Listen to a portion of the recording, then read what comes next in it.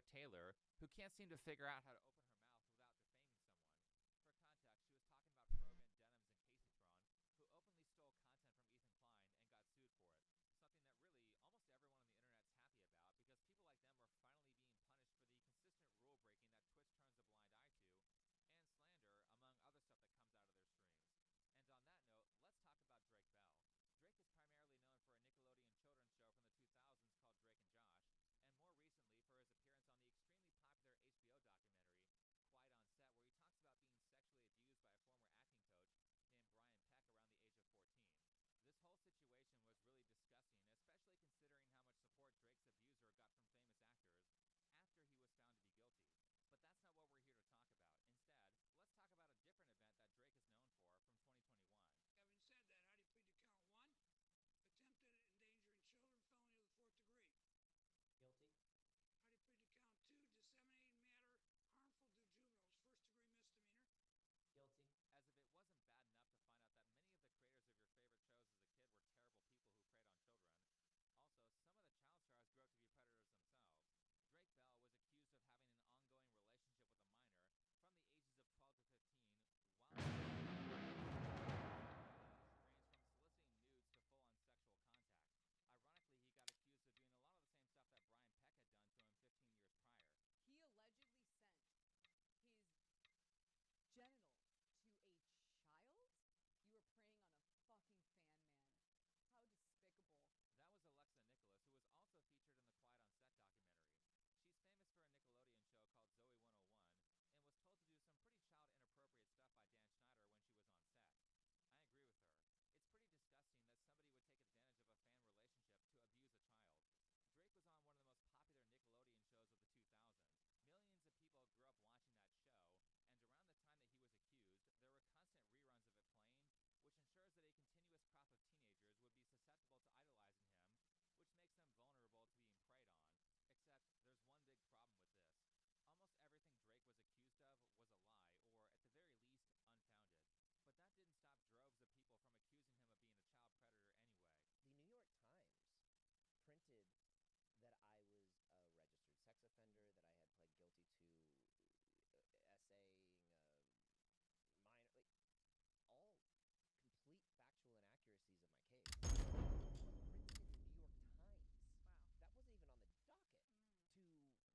that I was a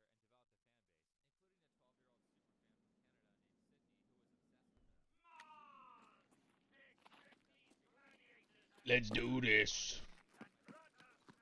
Times. Wow. That wasn't even on the docket to be on the registry, because that's not what the case was about. But all of a sudden, that's what the case is about. Mr. Bell, who was charged with attempted child endangerment and disseminating material harmful to children, will have to register as a sex offender. Yeah, that's a pretty bad thing to be wrong about. But what actually did Drake do? He did take a plea deal instead of going to trial, which means he pled guilty to child endangerment, and he got sentenced during this hearing here. But what does this all mean? What specific things did he do? Let's talk about it, but before we do, I will say that this is quite a morally nuanced case. It's a long story, but to quickly go over what happened, after Drake and Josh ended, Drake moved on to a music career and developed a fan base, including a 12-year-old superfan from Canada named Sydney, who was obsessed with him. Let's do this. Uh-huh.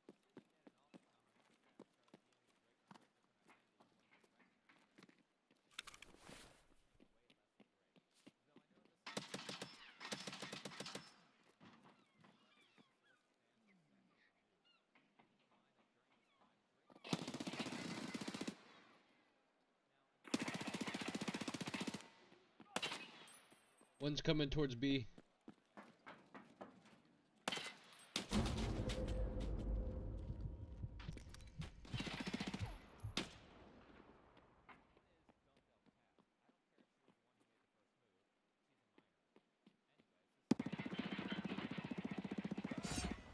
Nice. Nice, nice.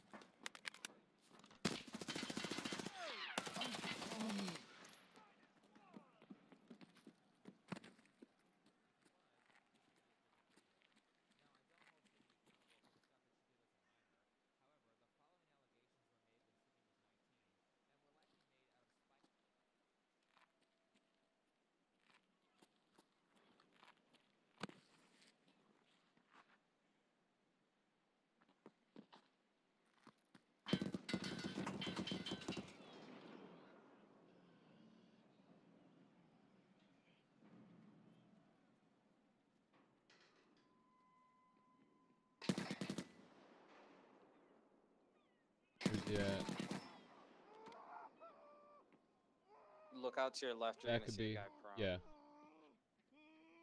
He's got a DMR.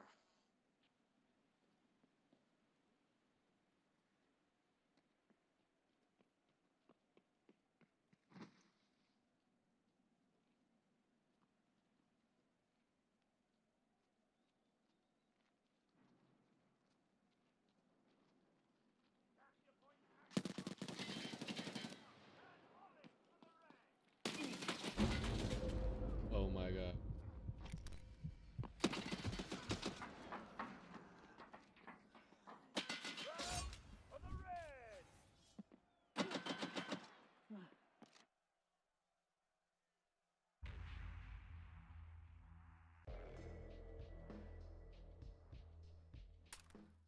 I whiffed that so bad.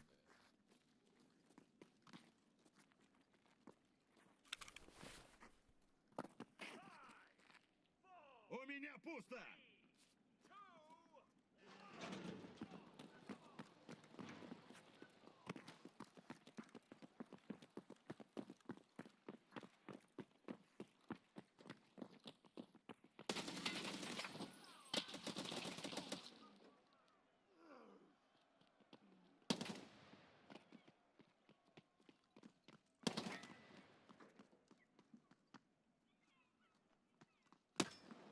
There's two back here towards B.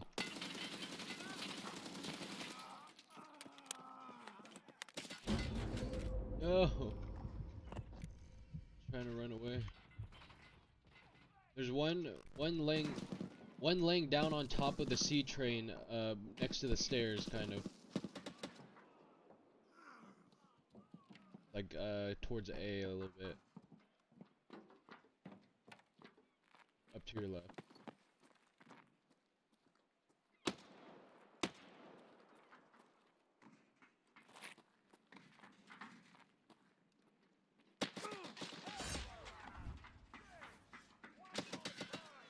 Does anybody look up?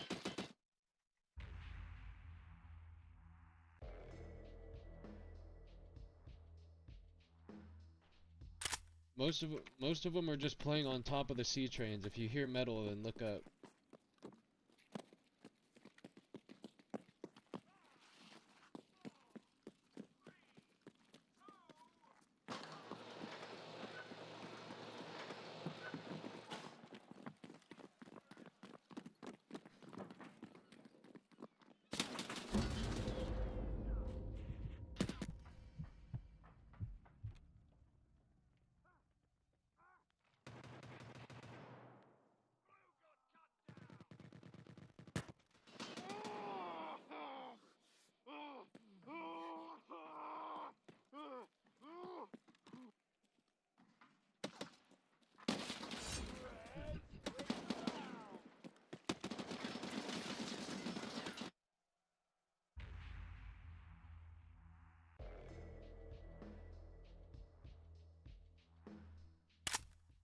They're getting us from long range. Let's just kind of get around B, the objective, and then wait for them to come.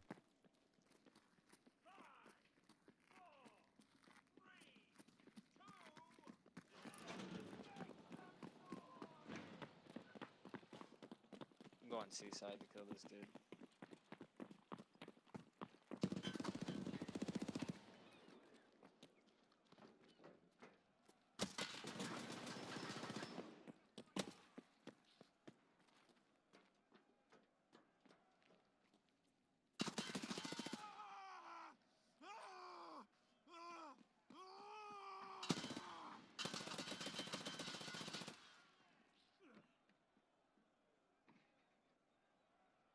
I'm beyond cooked.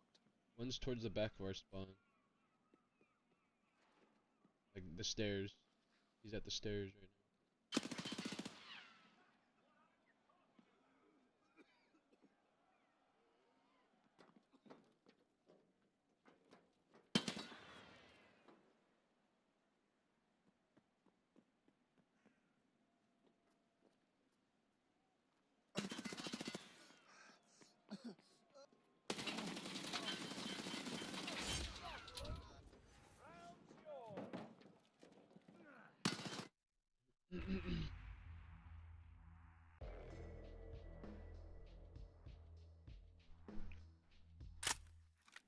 Yeah, as long as we just don't peek the long angles, we should be fine.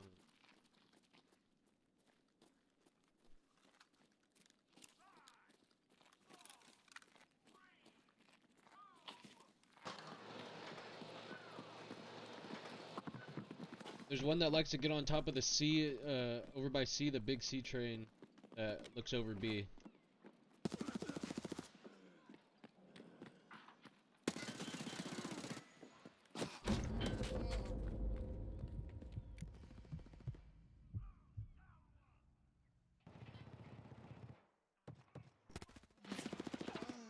One's on top of the C train all the way back by their spawn.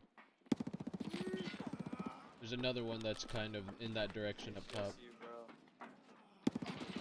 bro. Nice. Yo! Yep, nothing you can do about that.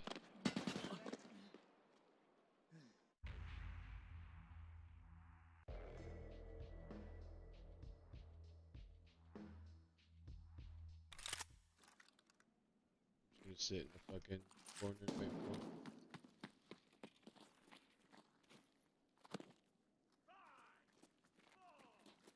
There's one that always gets up on top of the C train over by their spawn and lays down. The guy with the SR-25.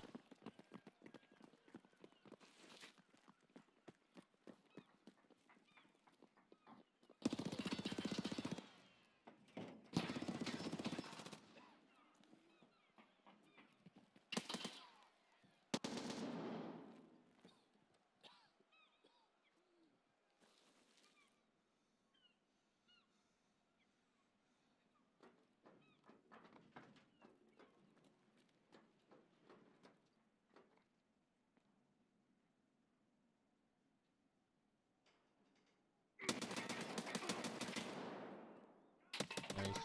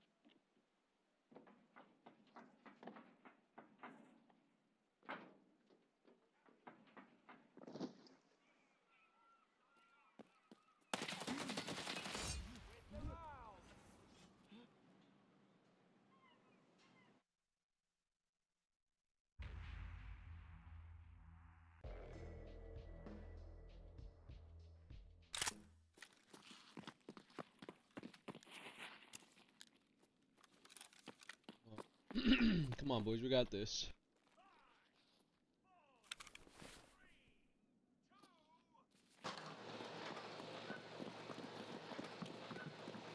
One's gonna be up top all the way by their spawn.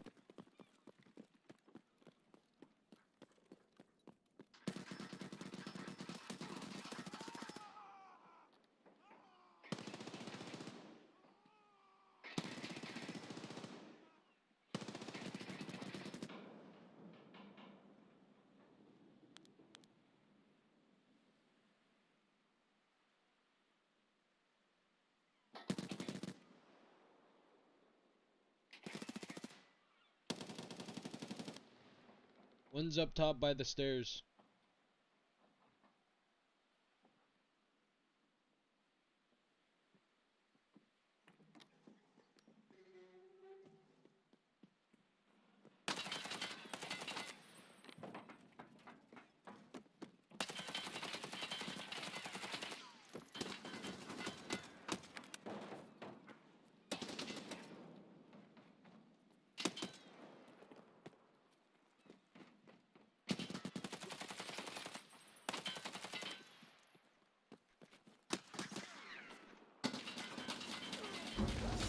No!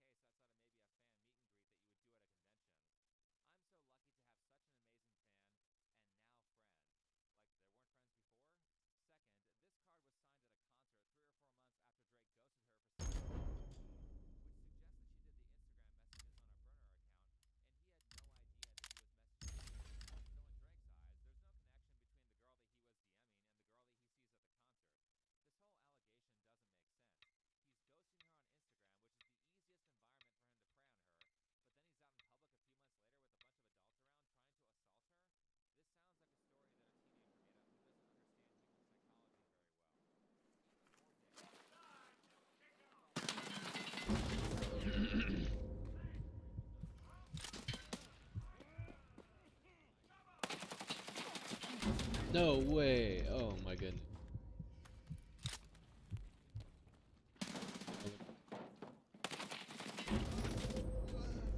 How was it?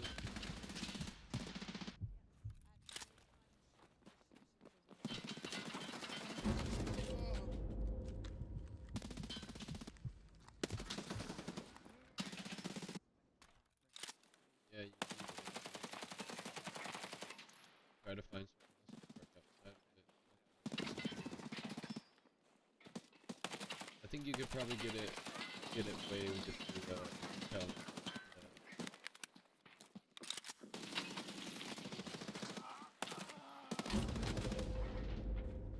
Yeah, probably could. It's your second day of class. Yeah.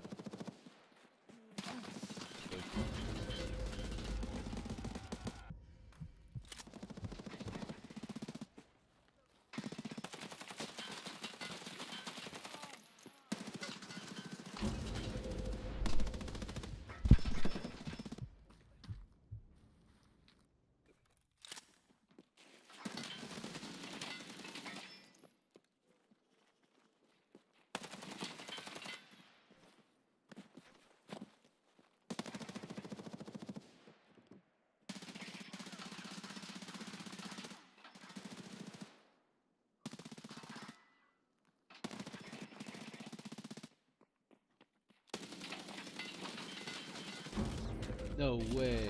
Oh.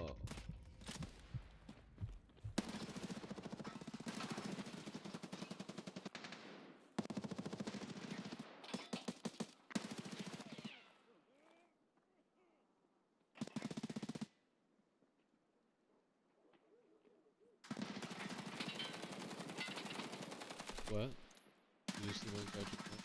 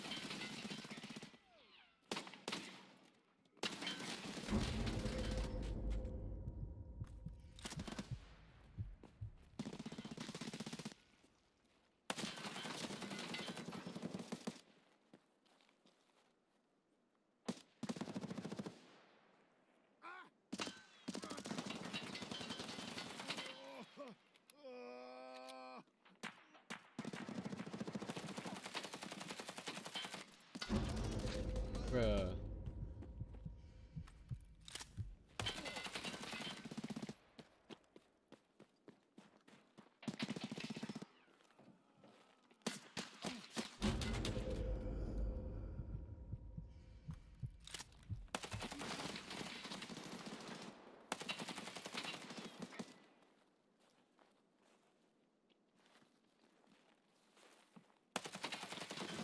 Oh my god, I whiffed.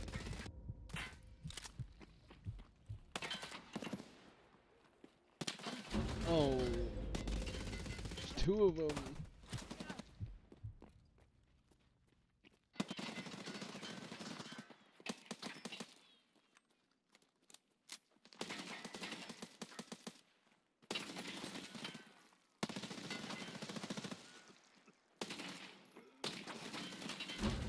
Oh my. Oh man.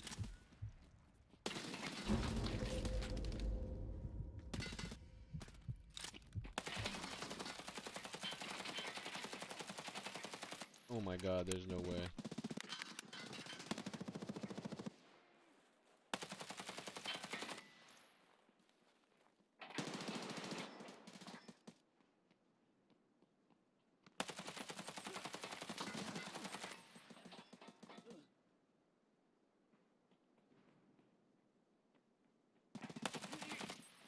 I ran out of bullets!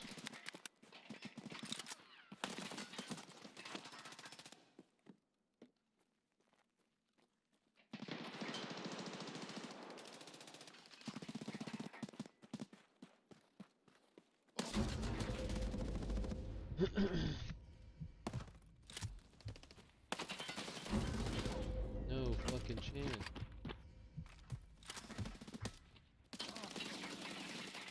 Bro.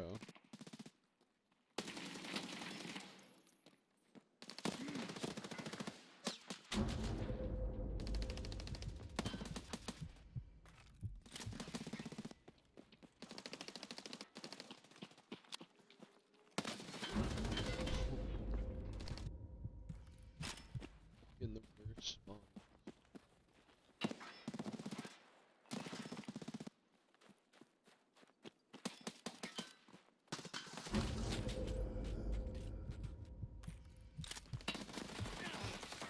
Just need 5 more kills.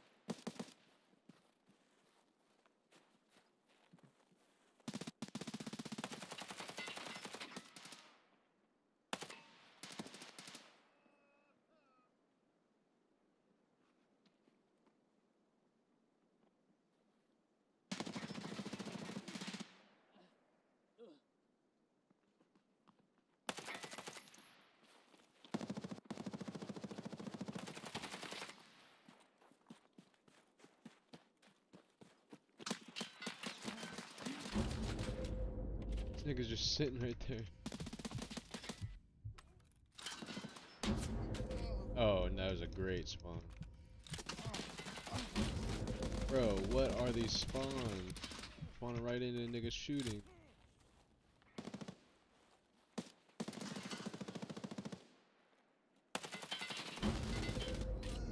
Okay.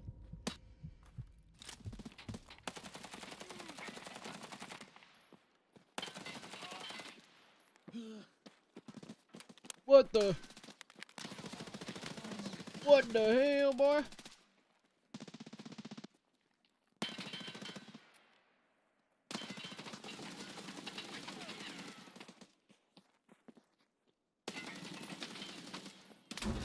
Oh my. Oh my goodness.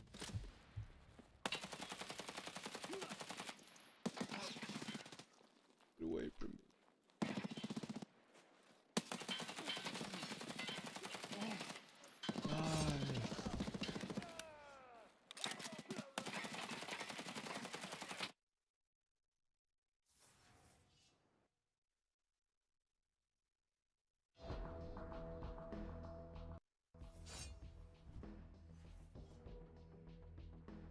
only person alone with him for any time was her aunt.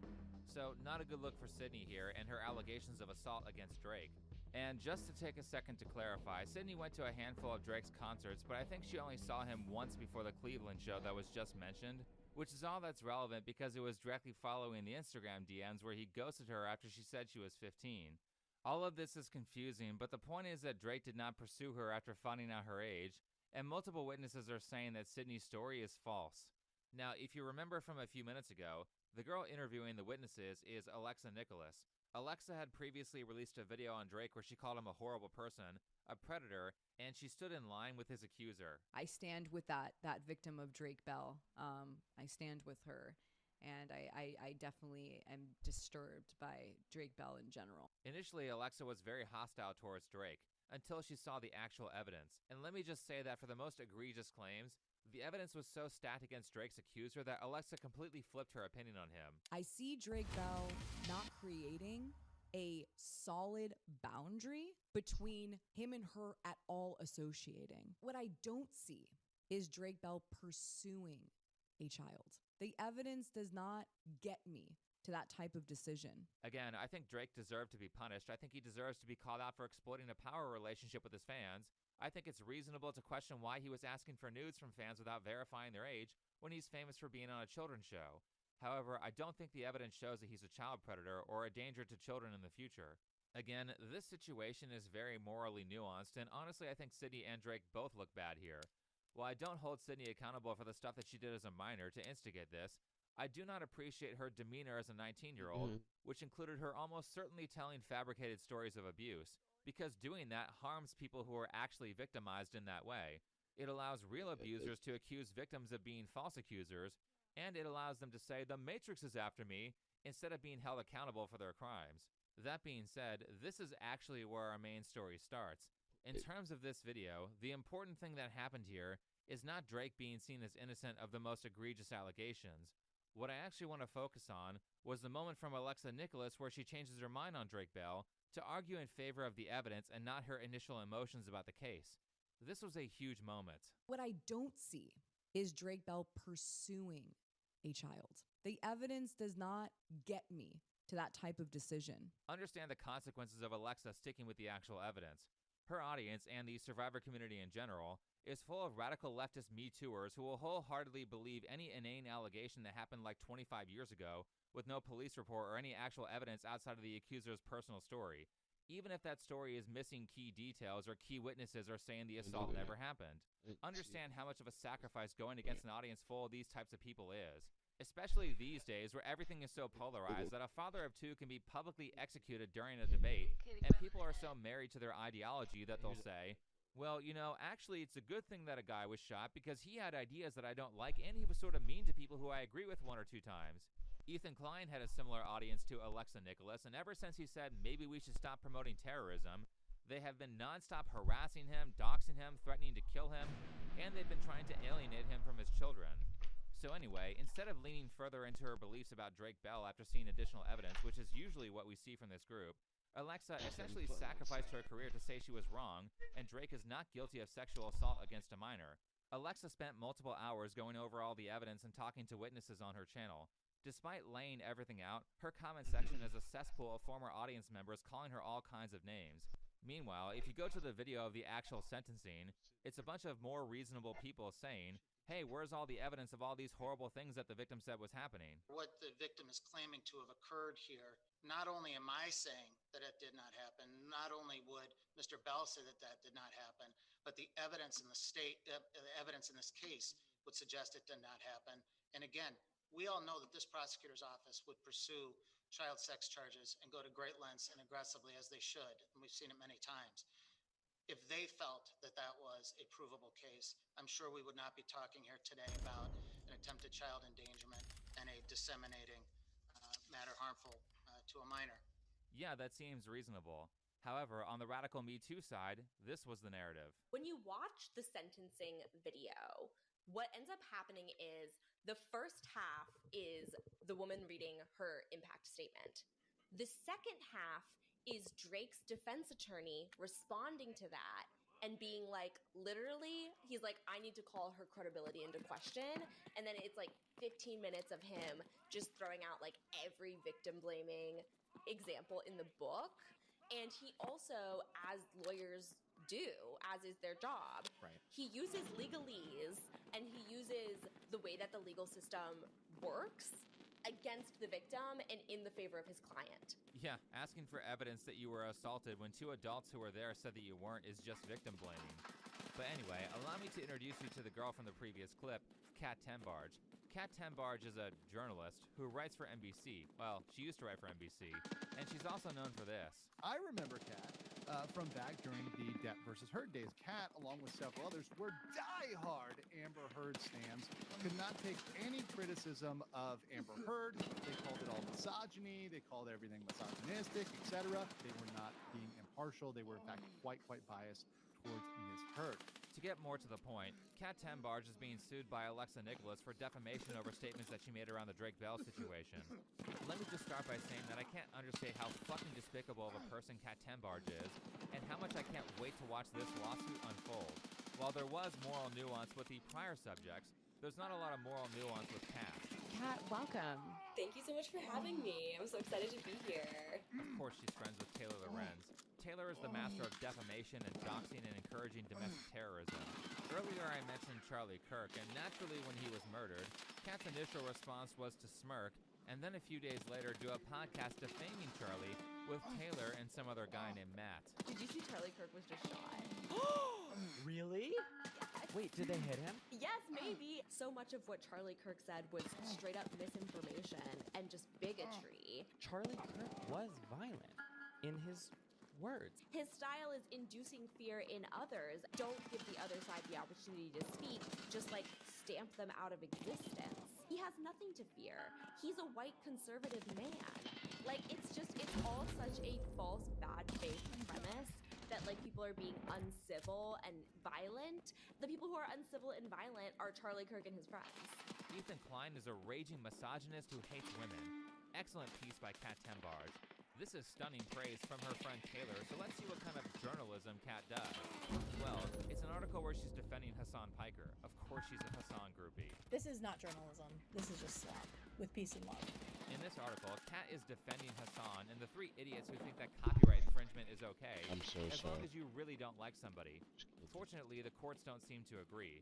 Keep in mind that the reason that Ethan is punishing them in this way is because people such as Denims were fostering a false narrative about Ethan's parenting in the hopes that it would encourage I haven't gotten people one to call kill the yet CPS, because I've so barely they would even take his seen kids away. anybody.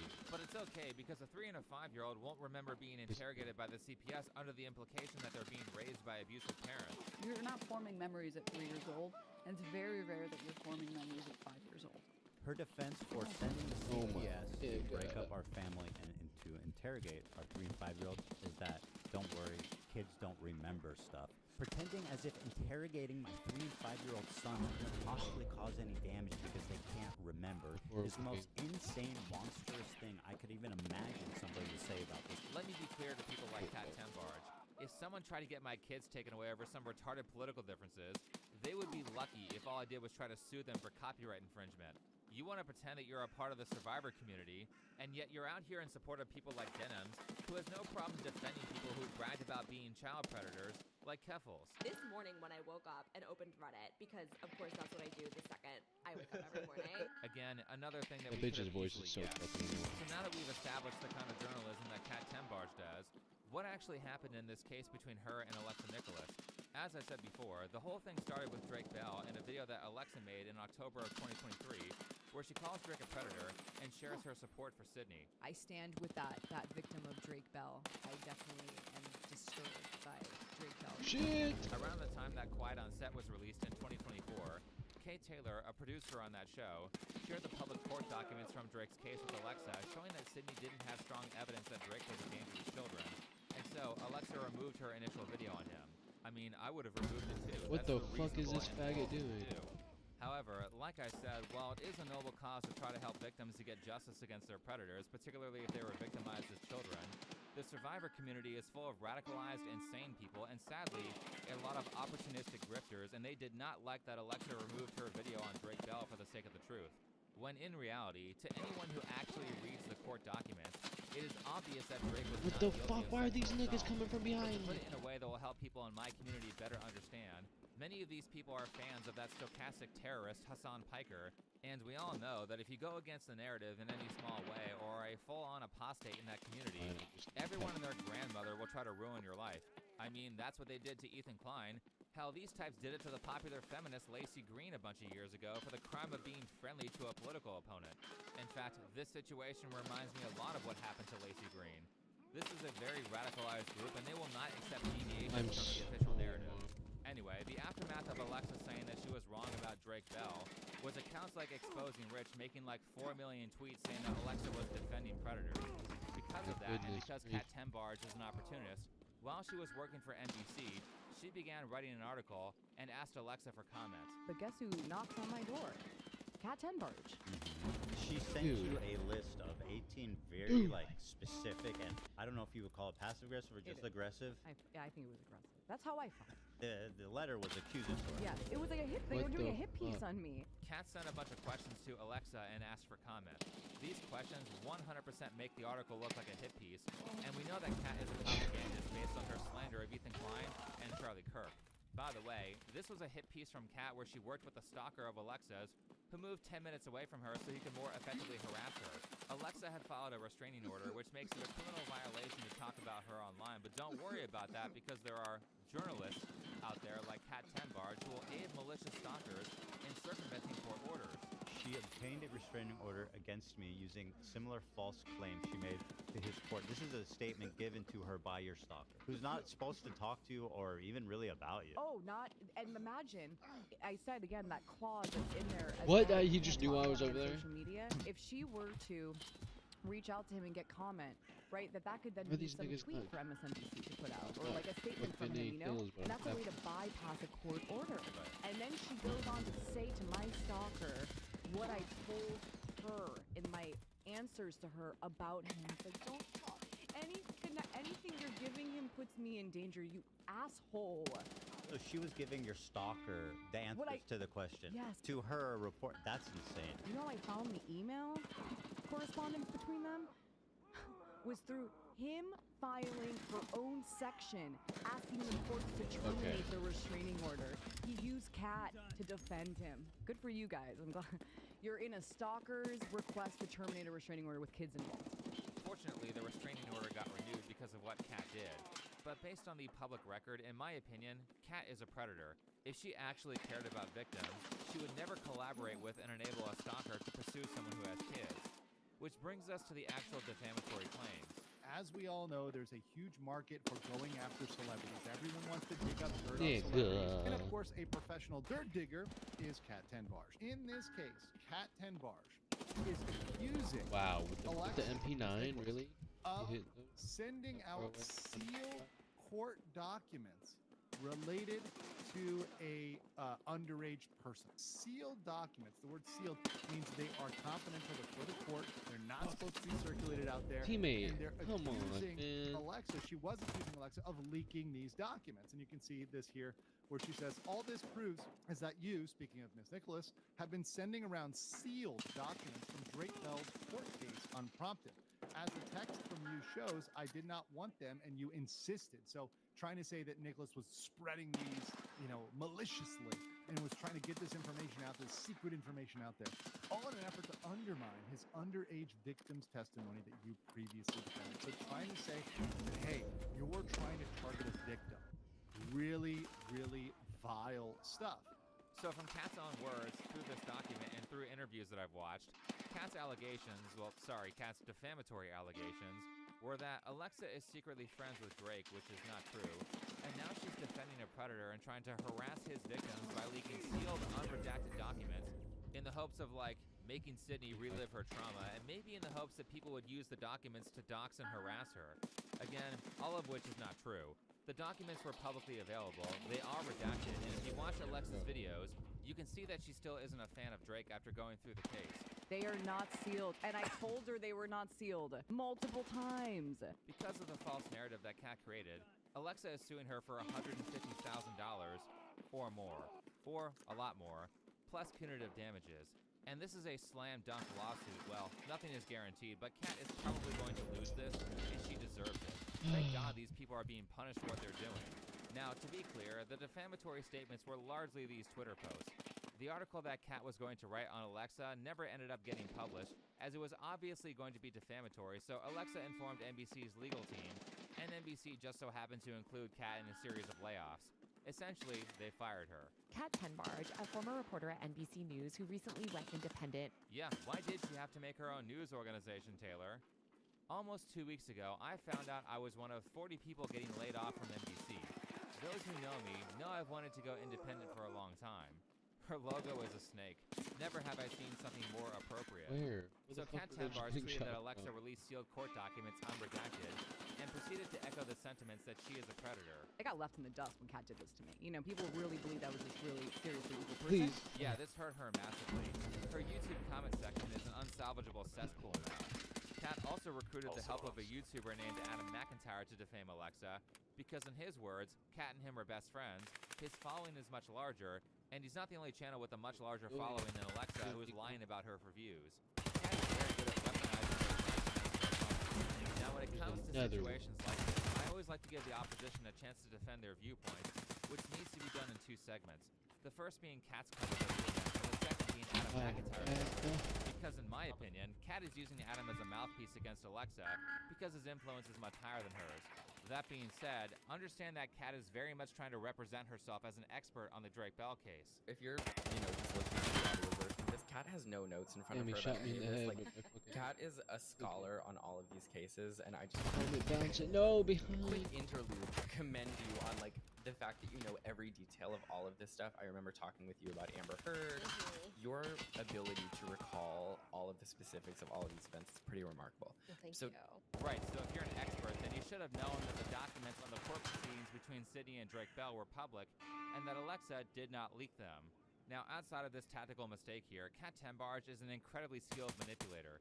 To be honest, if I didn't know the facts of the case, I would have believed her version of the story. So he pleads guilty to 2 charges that are not related to anything physical that happened. Correct. But that are about text messages. Yes. This is not uncommon. A lot of times when you bring a case to court, there will be a range of allegations that are made. And the responsibility of like the prosecution is to provide evidence for these various allegations, but a lot of times there isn't strong enough evidence to prove the full extent of what's being alleged. In this case, they seem to have reached an agreement, the prosecution and the defense, that they had strong enough evidence for Drake to plead guilty on these 2 charges, and then he wouldn't have to go to trial. He would just have to serve probation, and they would essentially drop the rest of it.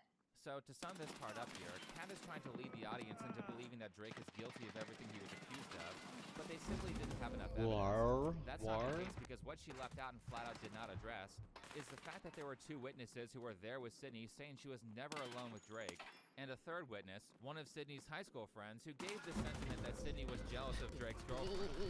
That shows motive for her to lie, which is important because one of the things that Sydney does is message Drake's girlfriend, accuses him of sexual abuse, admits to having multiple accounts because that's important too, and then puts quite a bit of effort into trying to convince his girlfriend Janet to break up with him. Actually, they might have been married at this point. I mean, morally Sydney is right. Janet should have broken up with him because he did cheat on her. They got divorced a few years later anyway. I don't think Drake is beating the POS allegations anytime soon. But the important thing here is whether or not Drake assaulted a minor. I don't think the evidence shows that, and the issue with Kat's coverage is that she, as an expert, ignores key witness testimonies that contradict Sydney's story, and ignores the testimony of her friend who said that she was jealous of Drake's ex-wife or girlfriend at the time, which gives her a motive to lie. Again, not to say that Sydney is responsible for what she did as a child. Drake was twice her age. He should have held proper boundaries, and maybe he shouldn't have cheated on his ex-wife. But as for Kat, these are important points that you would not omit it's so if you bad. were That's trying gotta to be my honest. worst Just to further game emphasize ever. here, despite me not liking Drake as a person, the reason I'm so insistent on the evidence is because if we don't stick to the evidence, it could set a precedent for false allegations in the future that will 100% be weaponized against people you like, or maybe even you yourself. False allegations get weaponized all the time, especially in politics, which is why we have standards of proof.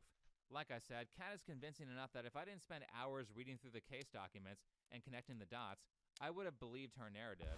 And people like her know that you don't have that kind of time to personally research stuff like this, so they know they can get away with lying to you, which is why defamation laws exist. As for her friends, they also know they can lie by omission to craft whatever narrative they want, which is where Adam McIntyre comes in. Again, Adam has personally stated that Kat Tenbarge is his best friend. The way that you have harassed my best friend, Kat. She's not harassing Kat. Kat tried to write a defamatory hit piece on Alexa to, in my opinion, boost her own career at NBC, and Alexa is defending herself against that defamation. How is this not victim blaming? By the way, before the body was even cold, Adam McIntyre was out there slandering Charlie Kirk too. I also think it's important to note that Charlie Kirk has been actively engaging in political violence since he came onto the scene, and political violence can also literally be something that doesn't happen with a weapon, can be with his words and his propaganda as well. Someone who doesn't care about school shootings, also someone who said that to protect the Second Amendment, we should lose a couple people every year to gun violence. So anyway, I've listened to a few hours of Adam's videos on this subject, and I'm not saying that it doesn't exist because he's done hours and hours of live streams, but I have not once found him talking about the most egregious allegations around his positions on Alexa Nikolas. For example, there's this video here from Ethan Klein where he and Alexa discuss the case. Adam admits that he's seen it. This was a pre-filmed interview that they've posted on the H3 channel. So this is 1 hour and 50 minutes of them, talking about me, talking about Kat. There's no one Ethan Klein hates more than me, and there's no one Alexa Nikolas hates more than Kat Tenbarge. Now, there's a lot of stuff that goes on in this video, but you would think that if you're a person who is speaking in the defense of victims, you would address the moment where Alexa says that Kat worked with and helped her stalker circumvent the law. That was a major allegation that Alexa made, and maybe it's not true. Maybe there's more nuance to the situation than Alexa made it seem. Does Adam address this moment? No, which makes me think there wasn't any nuance, so he's avoiding the issue. He also addresses zero of the criticisms of the allegations against Drake. But he will say that Drake pled guilty. Alexa Nikolas, as we know, was a part of Quiet on Set. Drake Bell was also a part of Quiet on Set. Now, before Quiet on Set came out, in October of 2023, Alexa Nikolas made a video saying that calling Drake Bell out, and we are aware that Drake Bell has his own accusations and is actually pled guilty to child endangerment and a misdemeanor charge of, having, harmful matter to juveniles. Right, he pled guilty, but that's not why he lost his career or why his career was ruined. The egregious allegations were Sydney saying that he committed sexual assault. Not only did she not have strong evidence of that, but witness testimony said she was lying. He knows all this information is out there, he's just choosing to not address it, and because of that, I think that his and Kat's position is really indefensible, so they're resorting to defamation and drama farming to try to ruin Alexa's reputation to the extent that people won't believe her when she tells the truth about Drake. And by the way, it worked. Alexa lost this battle. A lot of people lose these types of battles, which is why anti-defamation laws exist. These people like Kat Tenbarge and others that defame people openly, are going to eventually defame the wrong person. They're eventually going to defame a plaintiff like Miss Nikolas, who has money, motive, and is not able to be dismissed as misogynistic, political, etc. This is something purely factual. This is something purely legal. And because of that, this is very, very damning for Miss Tenbarge. Right. At some point, they're going to mess with the wrong person. At some point, they're going to mess with the person who is willing to defend themselves, and then things aren't going to be so fun.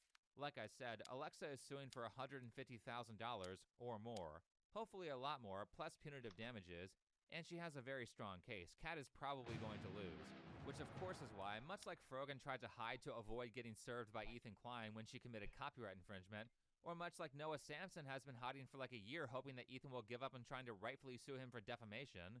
So much like these two, Kat Tenbarge is so screwed in this situation that she's been fleeing being served for months. Don't worry though, they got her, so I guess we'll see how this all pans out. I think it's pretty clear here that we're entering a strong era of F around and find out, and a lot of people are finding out. The lesson learned here is that if you're mad about stuff like this, then the cure is to become that wrong person to mess with. You be that landmine that people are afraid to step on. Kat and her friend group want to defame people or work with predators to harass them? Well, eventually they're going to pick the wrong target, and oops, now you might be $150,000+ in debt. Have fun paying that off. And speaking of fun, I gotta say that I've had a few opportunities to be someone's wrong person, and I thoroughly enjoyed the process. The real secret here is that these people are almost always some of the most weak-willed people on the planet, and the only reason they've had success doing bad things is because nobody stands up to them. So it's a real shot to them when somebody finally says, I'm not going to put up with it. Be that somebody. Anyway, thanks for watching. Follow me on Twitter, and I'll see you in the next video.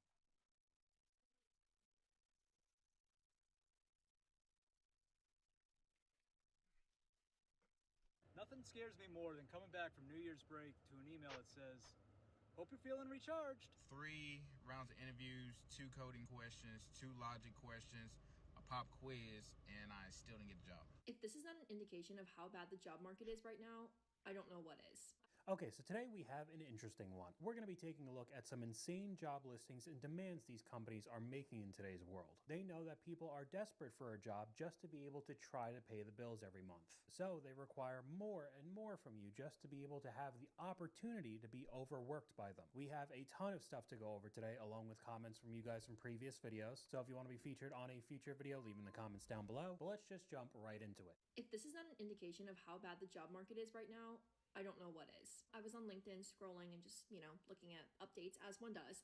And I happened to come across this role that this company had posted. And in the description of what to expect and what their requirements were, they specifically said, do not expect this to be a 9-to-5. This is for people who want to work hard. That was the first thing I was like, can you not work hard in a 9-to-5? That was my first thought. The second thing they had in their list of requirements was, if you are looking for work-life balance, this job is not for you.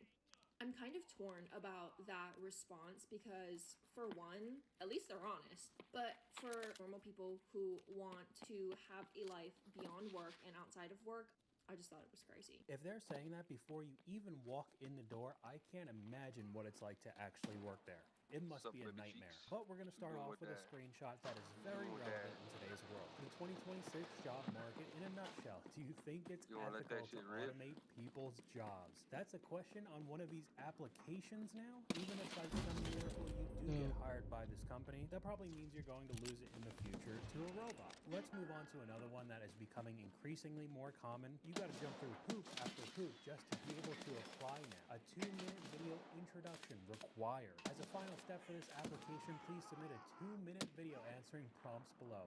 Most won't complete this step. That's intentional. In your 2-minute video, please cover why this role at Infinite Academics and why you. 1 or 2 specific experiences teaching students, your secret sauce as a teacher, and an optional teach us something in 15 to 20 seconds. I know there's a lot of people out there that are not comfortable talking on camera. I still think that I'm not the best. I think you're trying to sexually assault me for 15 years. So imagine trying to put it in his butt and doing a little teacher prompt for 2 minutes when it's basically guaranteed that it would be pretty awkward. What the fuck just happened to my game? What's the worst job listing you've ever seen? $15 an hour, master's degree. I was told that I was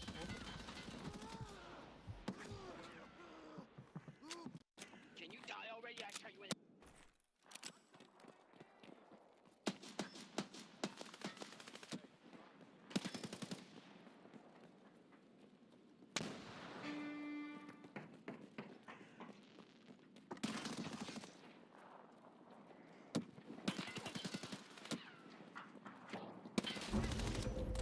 No!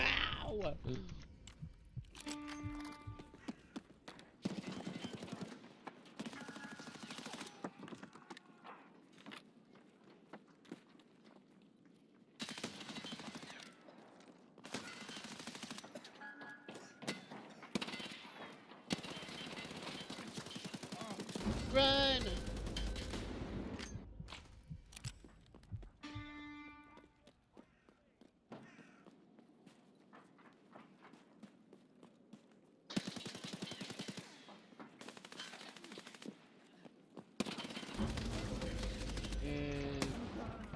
It's some bullshit.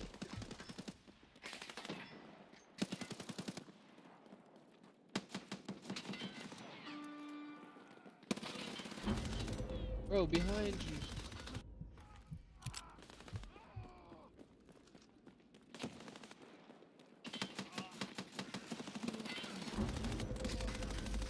Damn, bro, this gun is not working out for me. I may have I'd forgotten I loaded a rip into this thing. I'd shoot them in the head.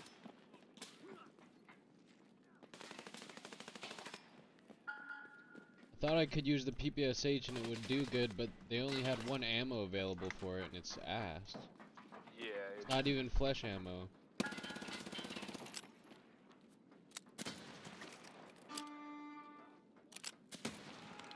I'm like trying to hit their legs, but I'm getting like 8 hits and no kill. Welcome to our arena, sir.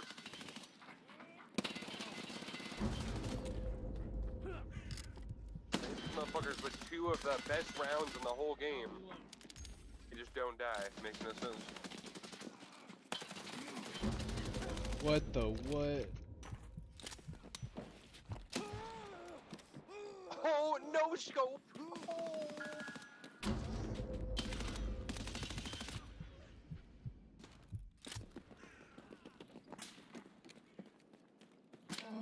Guy sniping on top of the CC train over here.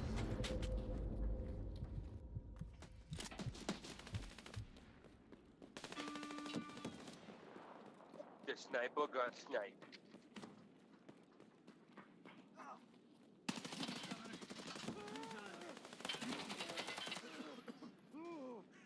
Jeez, put that man down. I'm so sorry. Whoopsie. Now that wasn't very nice. I'm so sorry. It's okay. I only forgive you once. This guy, the guy's still sniping up top on C, the CC train. The CC train. I literally hit him, but it doesn't one-shot him. But his one-shots me with the same ammo. Very nice. Maybe he's got better velocity. No. We were point blank, alright? We were point blank. We were no... Damn it. I need to get kills less than 5 meters away, and it's so hard. Nah, just camp around a corner, you know? Oops.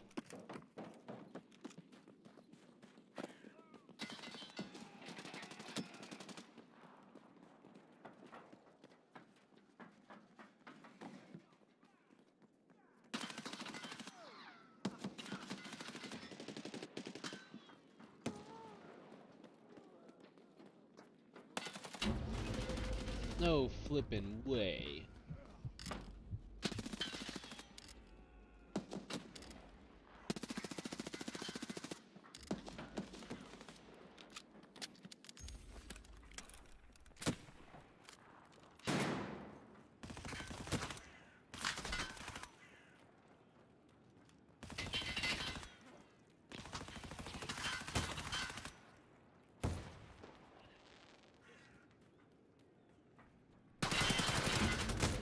Dude.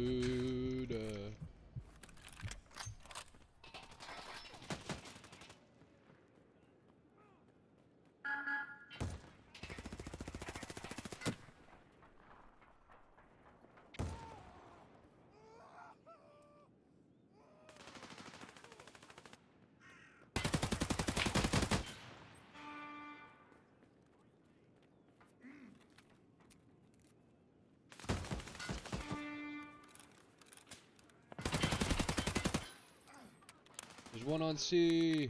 I'm pretty sure that guy's walling. Oh.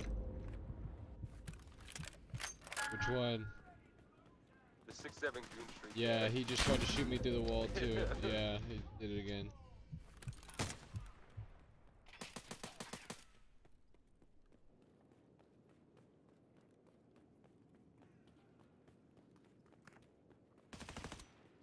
Maybe he just got really good headphones. Got a really cool gaming chair with RGB lights and shit on it. Dude, whenever I see someone in front of me and they shoot, my fucking whole screen just stops and pauses for some reason. Oh, that's not good.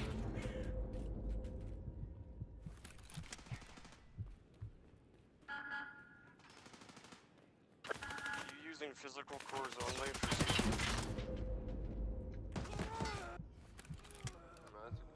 I don't know, I'll check. You probably want to. Might be because my computer's been on for a couple days. That doesn't help that. Yeah. You're supposed to let him, like, rest or something? I don't know. If I pay for the whole computer, I'm using the whole computer, you know? Yeah, straight up. Hit that guy. 160 in one bullet. And of course, doesn't die. Makes no. Someone's behind.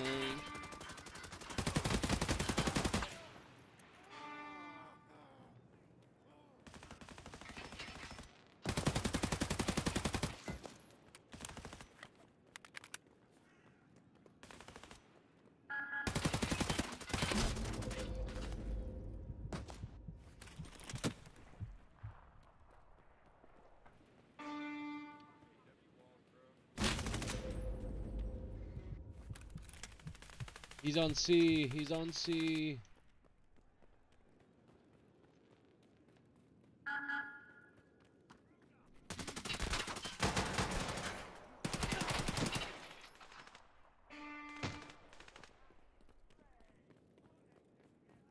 Yeah, homie's walling his dick off.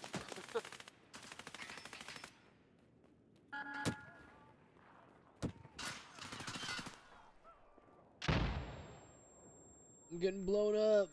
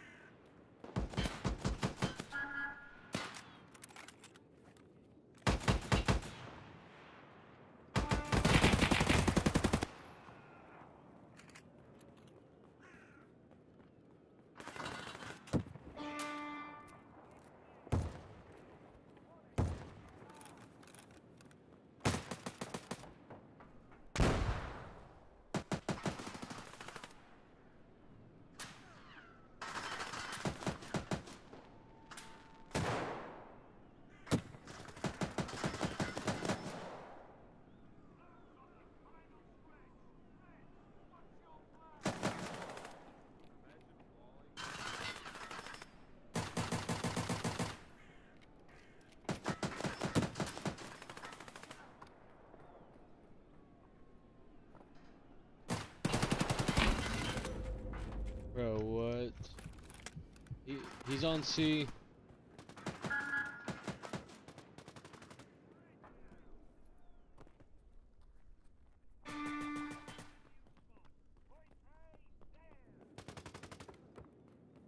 No.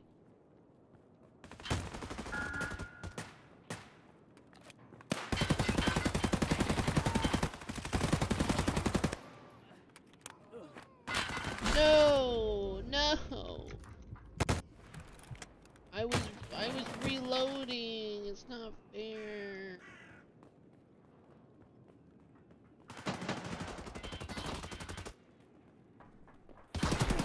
We're pushing. Nice shot.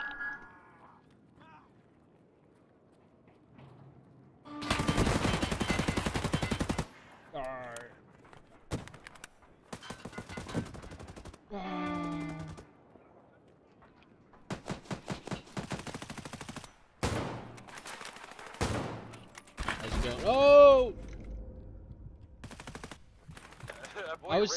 I was sitting behind the fucking bin and he shot both of us. Nah, dude, he's rage cheating now because they're losing and got called out for it. No, I needed that kill. Go B, go B.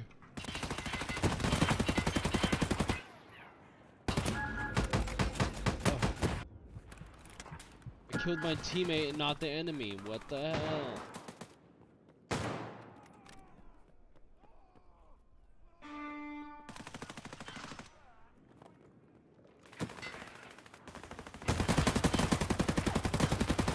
This motherfucker tried to drop shot me.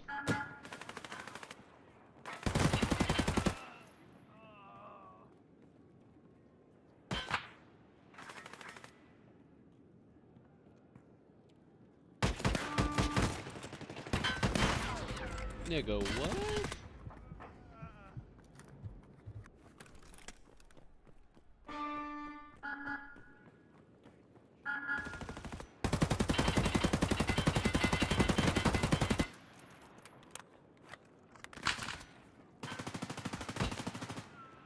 I think they little Yankee boys. Pops it. You killed me!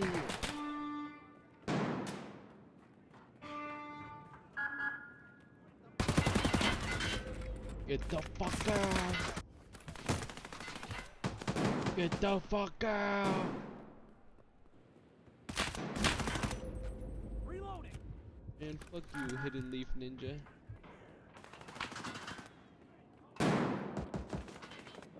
Dude, stop putting so much on it.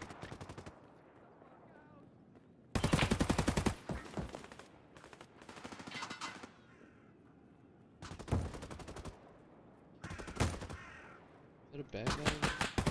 It's me! It's me! It's me!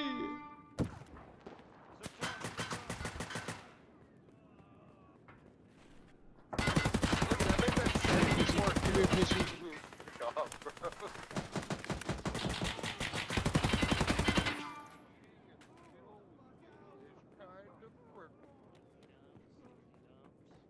Asshole. Yo, gamer, shut the fuck up. Nigga.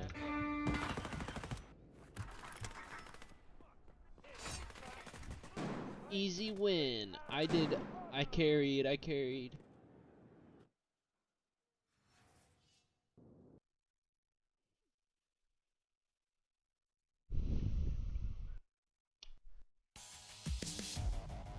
Damn it, dude, how many do I need? Oh! Need 2 more. That's fine, I have to play. Fatty.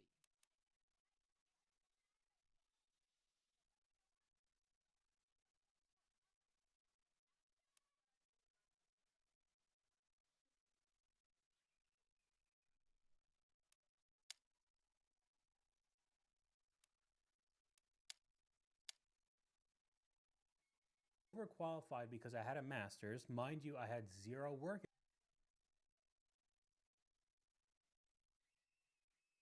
Financial audits. Fair.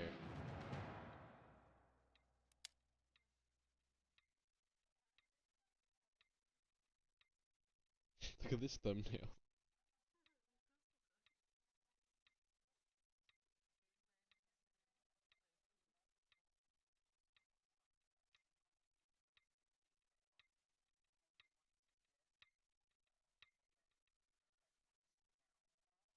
Hey folks, welcome back to the channel. We got an update for you for Tarkov today. Finally, after it's been about a week, we haven't really heard much. First up, we got some changes to Test Drive 2 that a bunch of you are gonna like if you've been waiting or holding off on doing that.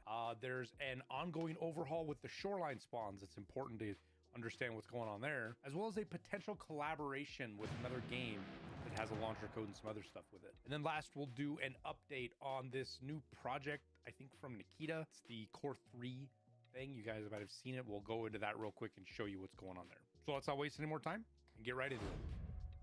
All right, so first things first, Test Drive Part 2.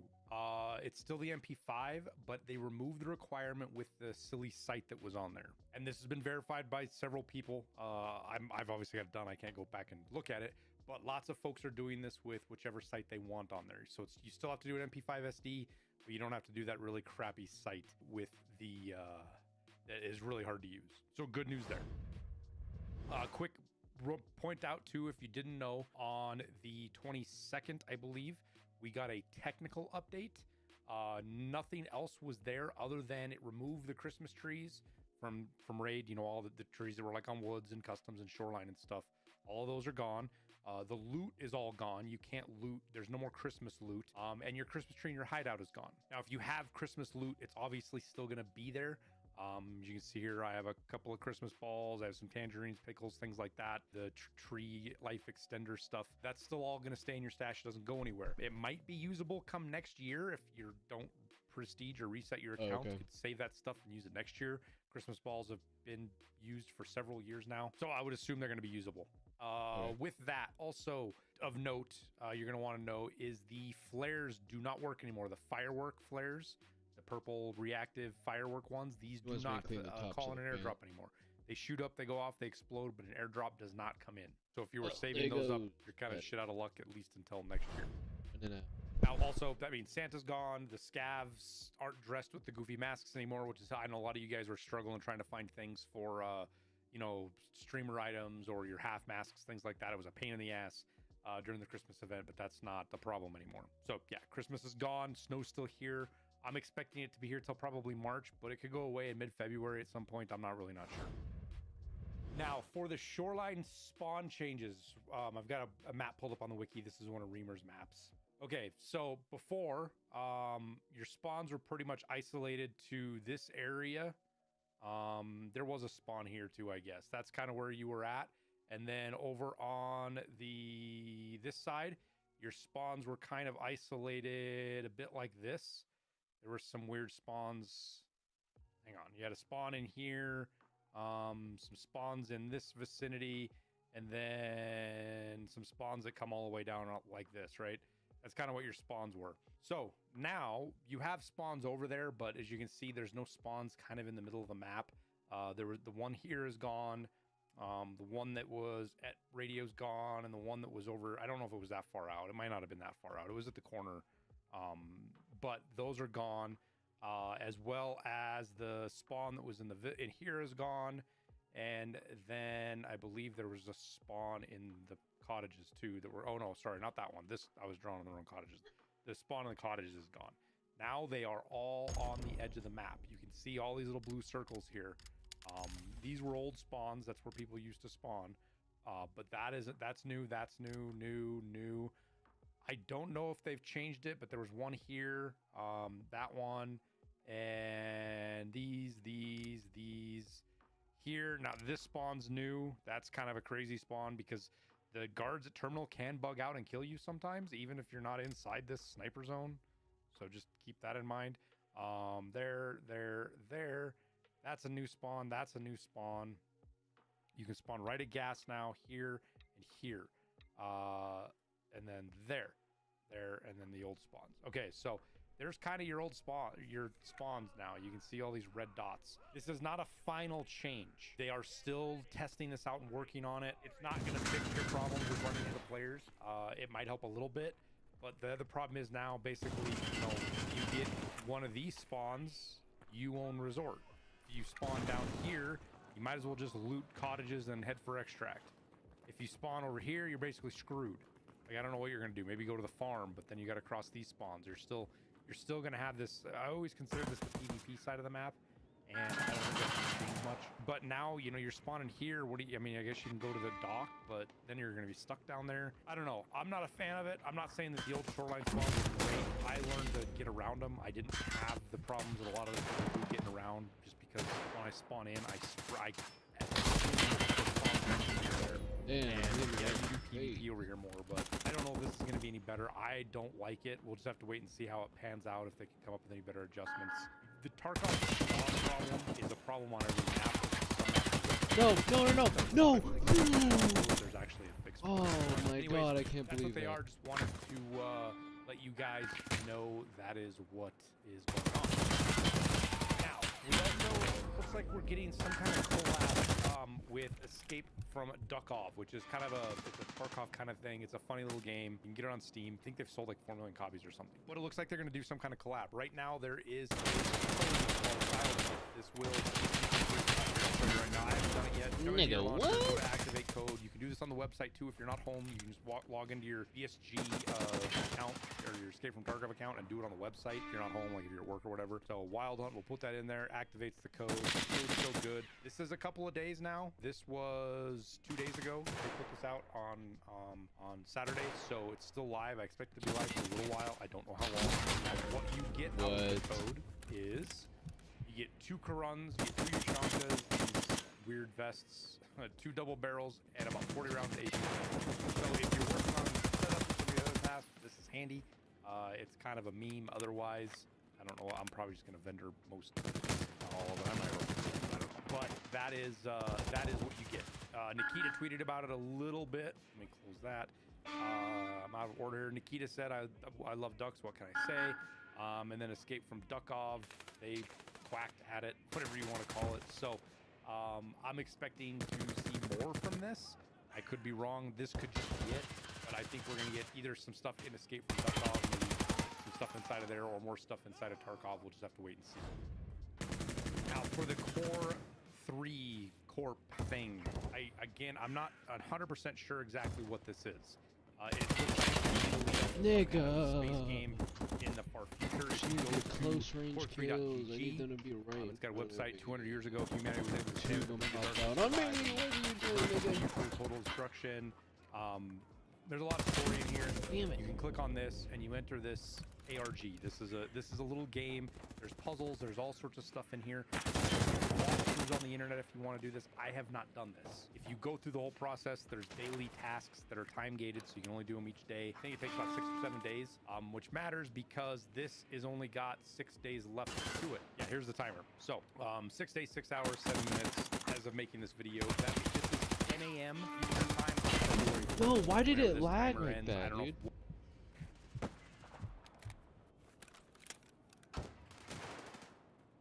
What, baby? My bad.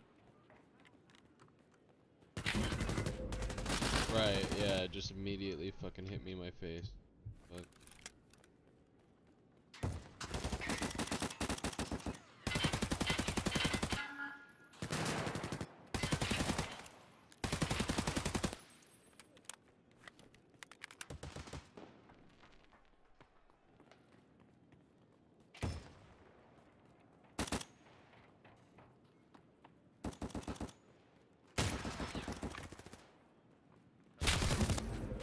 Nigga.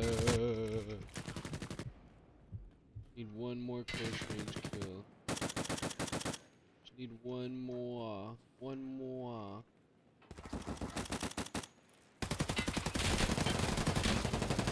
Damn it, that one wasn't close enough.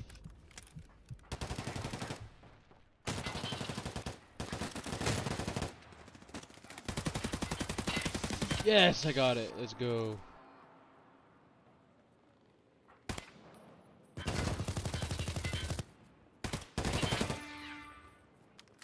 I had to jump on top of that guy's fucking head.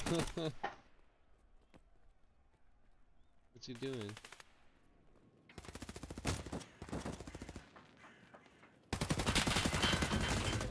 Being a crazy kitty.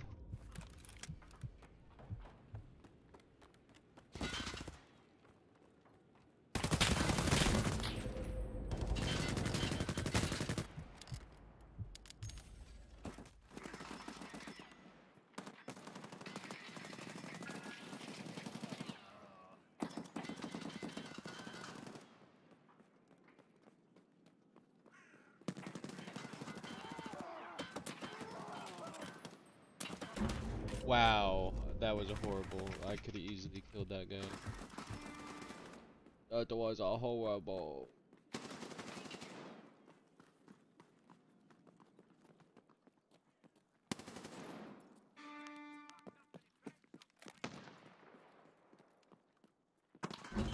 Oh, wrong nigga. It was the wrong nigga.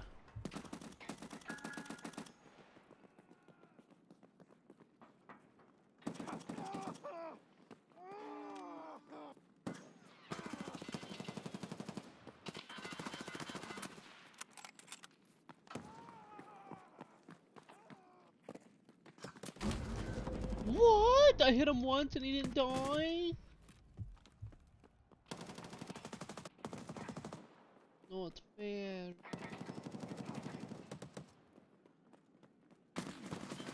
Nigga.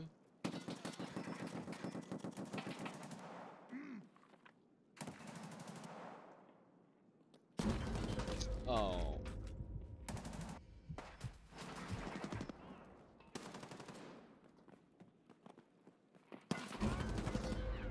I hit him once.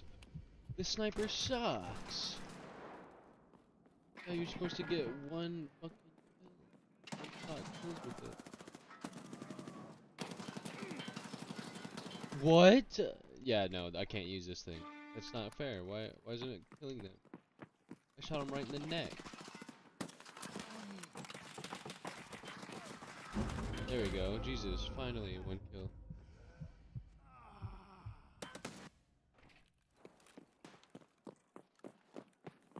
Is that for me?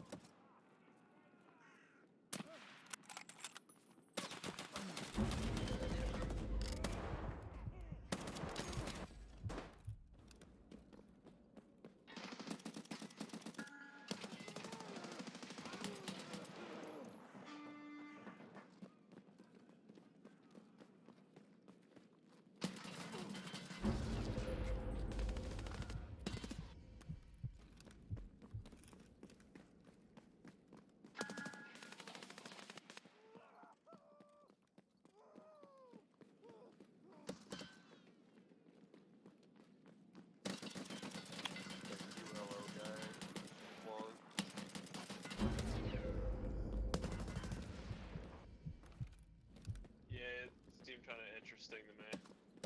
Yeah, no, I think it's the second match I played against him. He just got me real good through a wall. Yeah, the cheaters seem to be out today. I've run into like 3 of them already in like 5 minutes. Yeah, last game I was in with one. That's my bad. Yeah, you good. I came from a bad angle.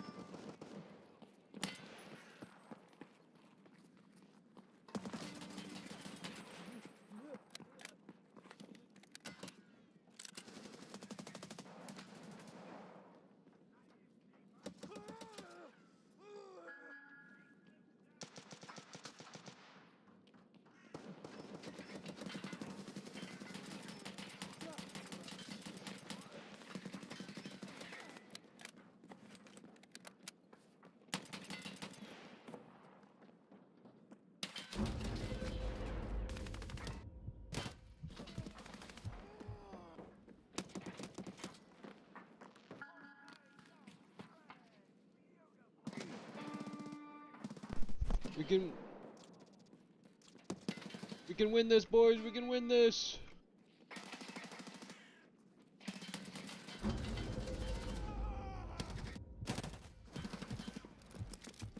Go A. Oh no, go B, B, B. Nice, good job. Oh, what? Oh my god. One's sitting on B behind the yellow barrels on the farthest C train.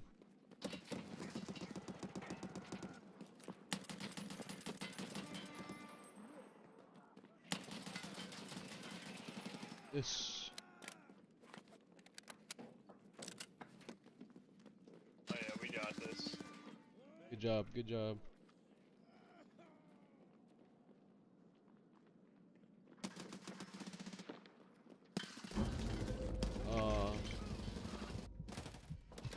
On B, one came up behind me.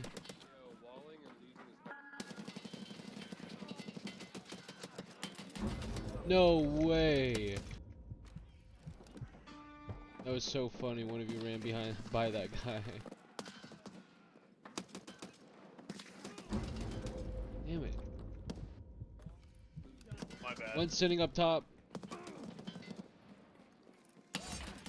Nice, nice, good job.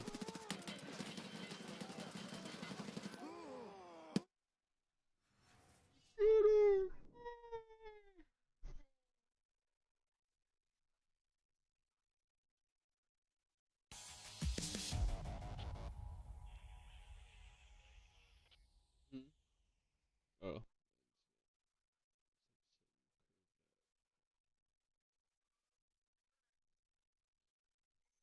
The pink lighter?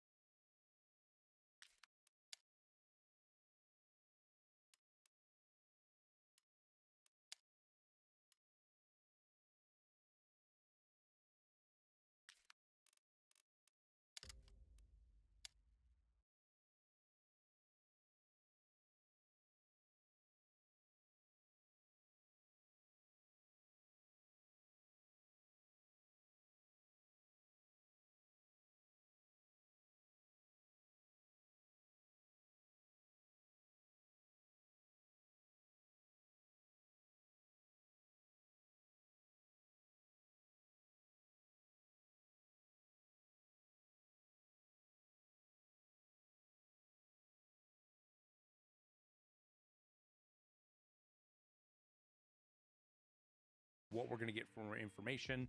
If the little rewards you get for completing this, it has you sign in and do some email stuff so that you save your progress. We might. Now, we also, looks like we're getting some kind of collab with Escape from Duckov, which is kind of it's a Tarkov kind of thing. It's a funny little game. You can get it on Steam. I think they've sold like 4 million copies or something. But it looks like they're going to do some kind of collab. Right now, there is a code called Wild Hunt. This will get you some free stuff. Here, I'll show you right now. I haven't done it yet. Come into your launcher, go to activate code. You can do this on the website too. If you're not home, you can just log into your BSG account or your Escape from Tarkov account and do it on the website if you're not home, like if you're at work or whatever. So Wild Hunt, we'll put that in there, activates the code. Code's still good. This is a couple of days now. This was 2 days ago that they put this out on Saturday, so it's still live. I expect it to be live for a little while. I don't know how long. What you get out of the code is you get 2 Karuns, you get 2 Ushankas, these weird vests, 2 double barrels, and about 40 rounds of AP-20. So if you're working on setup or some of your other tasks, this is handy. It's kind of a meme. Otherwise, I don't know. I'm probably just going to vendor most of this, if not all of it. I might run the Karuns. I don't know. But that is what you get. Nikita tweeted about it a little bit. Let me close that. I'm out of order here. Nikita said, I love ducks. What can I say? And then Escape from Duckov. They quacked at it, whatever you want to call it. So I'm expecting to see more from this. I could be wrong. This could just be it. But I think we're going to get either some stuff in Escape from Duckov, maybe some stuff inside of there, or more stuff inside of Tarkov. We'll just have to wait and see. Now, for the Core 3 Corp thing, I'm not 100% sure exactly what this is. It looks like it's going to be the lead up to some kind of space game in the far future. If you go to core3.gg, it's got a website. 200 years ago, humanity was able to stand at the brink of darkness, survive, and reverse mutual total destruction. There's a lot of story in here. You can click on this and you enter this ARG. This is a little game. There's puzzles. There's all sorts of stuff in here. There's walkthroughs on the internet if you want to do this. I have not done this. If you go through the whole process, there's daily tasks that are time gated, so you can only do them each day. I think it takes about 6 or 7 days, which matters because this is only got 6 days left to it. Yeah, here's the timer. So 6 days, 6 hours, 7 minutes as of making this video. This is 10 a.m. Eastern time on February 1st. Whenever this timer ends, I don't know what we're going to get for more information. If the little rewards you get for completing this, it has you sign in and do some email stuff so that you save your progress.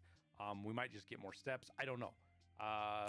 This is one of those things that if you're into it, you're into it and you love it. If you're not, you just don't pay much attention to it. Either way, we'll pay attention on the 1st, see what comes out of this. If we get any more information about if this is a game, what it's going to be. I don't think it's related to BSG. There's been no connection to BSG. It's all been through Nikita. Though if you go look at the Twitter, it is followed by quite a few of the BSG staff. A lot of these guys are BSG staff, so there is quite a bit of that crossover there. Again, this could be related to BSG, but I have no idea. Right now, it doesn't look like it is because they haven't shared, they haven't tweeted. It's all been through Nikita's personal account. So if you want to look it up, there's a couple out there, a couple of YouTube videos people have done. Just look up Core 3 walkthrough, core3.gg walkthrough. It'll show up on YouTube. But that is that. We'll wrap her up there. Appreciate you guys watching. As always, I hope you found this useful. I hope it got you caught up. Hopefully, we get some more news this week. Tarkov is in need of a patch. We need performance. We need bug fixes. The storyline needs patches. And at some point, we're going to get Icebreaker. So hopefully that's coming this week. We'll see. I don't know. I'm just hopeful. But that's all I got. Appreciate you guys watching. Don't forget to like and subscribe. I wish you the best of luck in your raids. We'll see you in Tarkov.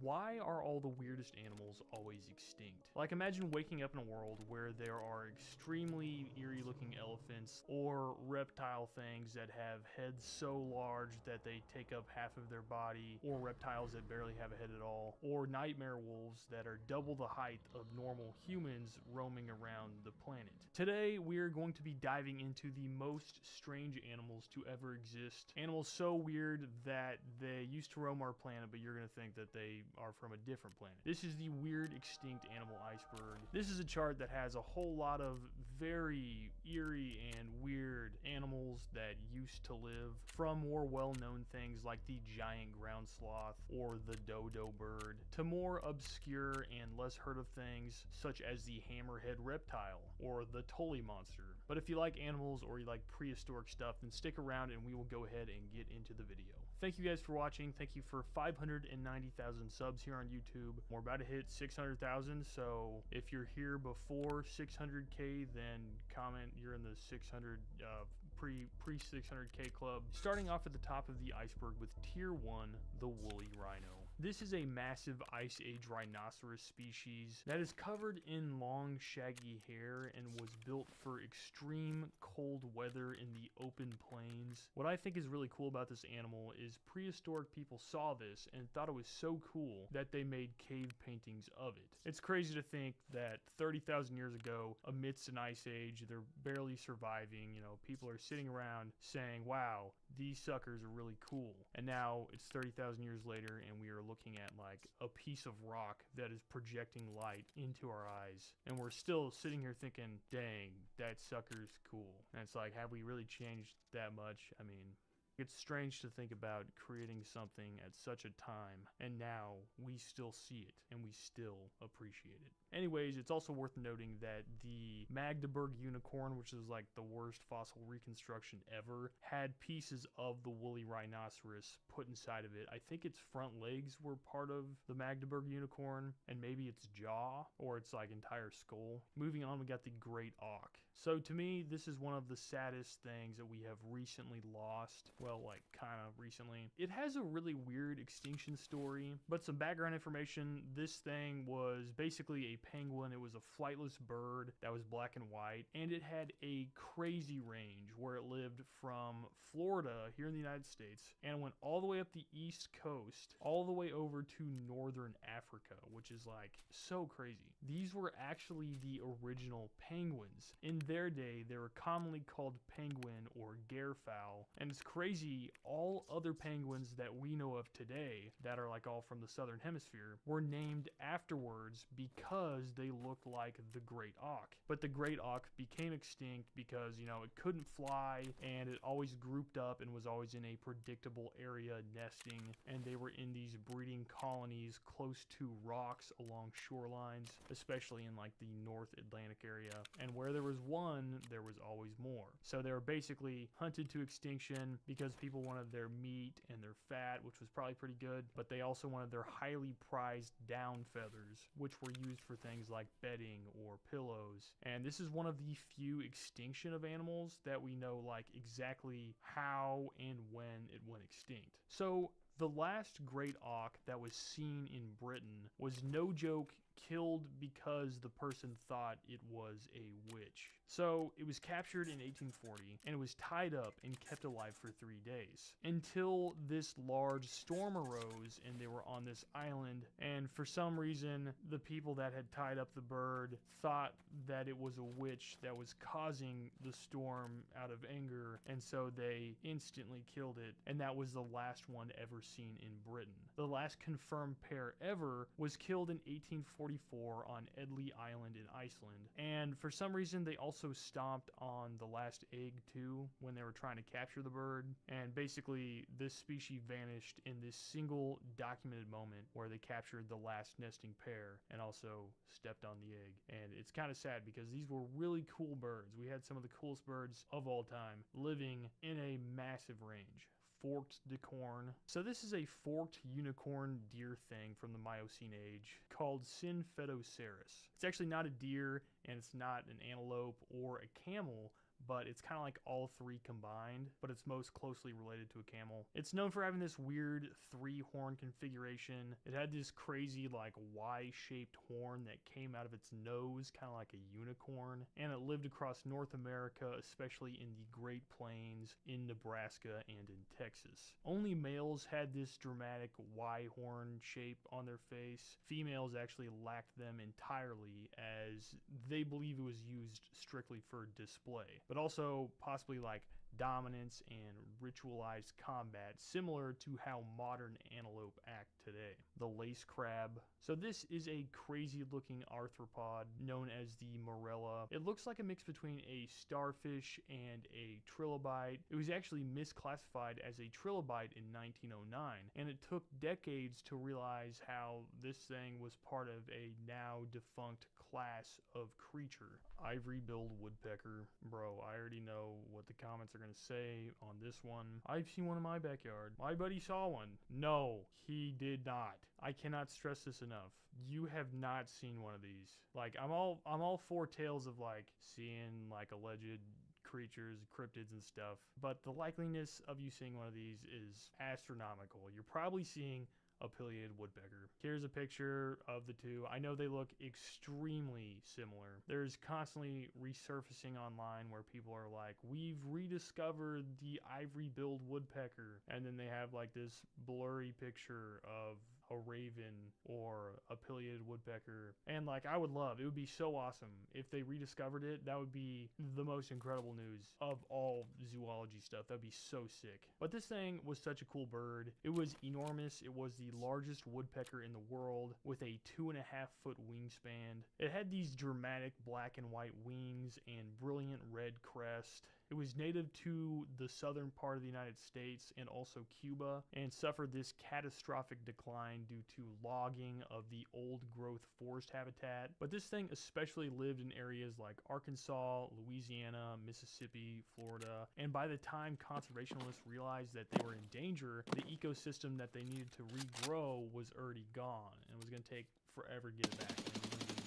That ecosystem is gone, with the last universally accepted sighting in the US being back in 1944, and also the last accepted sighting in Cuba being in 1987, although I don't think that one was legit, but I'll leave that to the experts. Anyways, because this thing hasn't been seen in so long, US Fish and Wildlife have proposed declaring that it's extinct in 2021, but they're still analyzing it because people are constantly saying that they're rediscovering it, like the rediscovering in 2004 in Arkansas. And I'm not an expert. I really shouldn't say anything. I do hope they found it, but all the evidence they have is like these extremely blurry videos. I mean, they're just... Anyways, if I see one person say that they've seen an ivory-billed woodpecker, I'm gonna lose it. Thylacine. So this is an uncanny wolf marsupial thing that is sometimes called the Tasmanian tiger. People are always kind of going on about how they're trying to find them or they've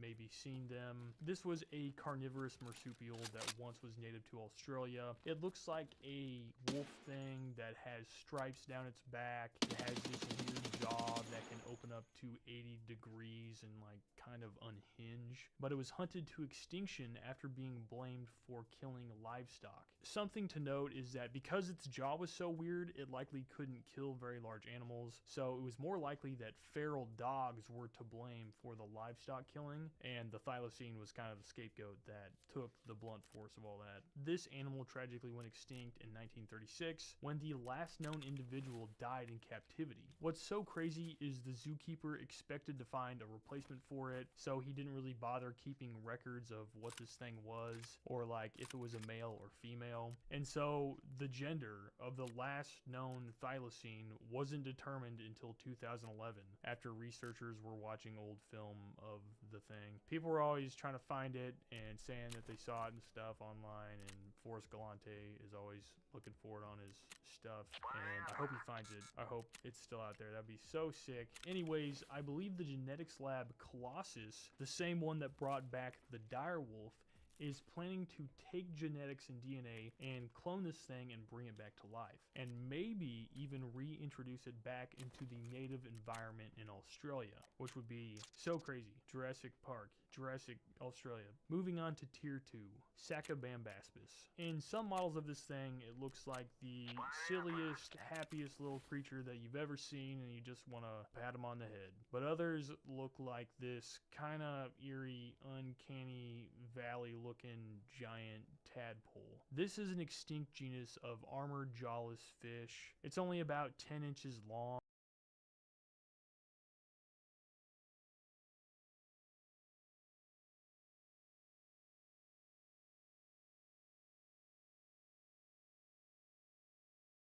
Seen, and you just want to pat him on the head. But others look like this kind of eerie, uncanny valley-looking giant tadpole. This is an extinct genus of armored jawless fish. It's only about 10 inches long, and it's shaped just like a tadpole but larger. But because it's jawless, the scientists think this thing was a filter feeder or just a scavenger, and it used its small mouth to suck things in like Kirby. And then it had this armored plated head that was encased in shield-like bone and protected it from early marine predators. People are probably going to be like, I saw one in 2018. Brother, it was 400 million years ago. Ancient horned turtle. So this thing, literally Bowser, this thing is called the Myolania. It is a giant, heavy, armored, prehistoric turtle from the Miocene era. This thing has horns, which is really cool, and this clubbed tail that is kind of like an ankylosaur, which is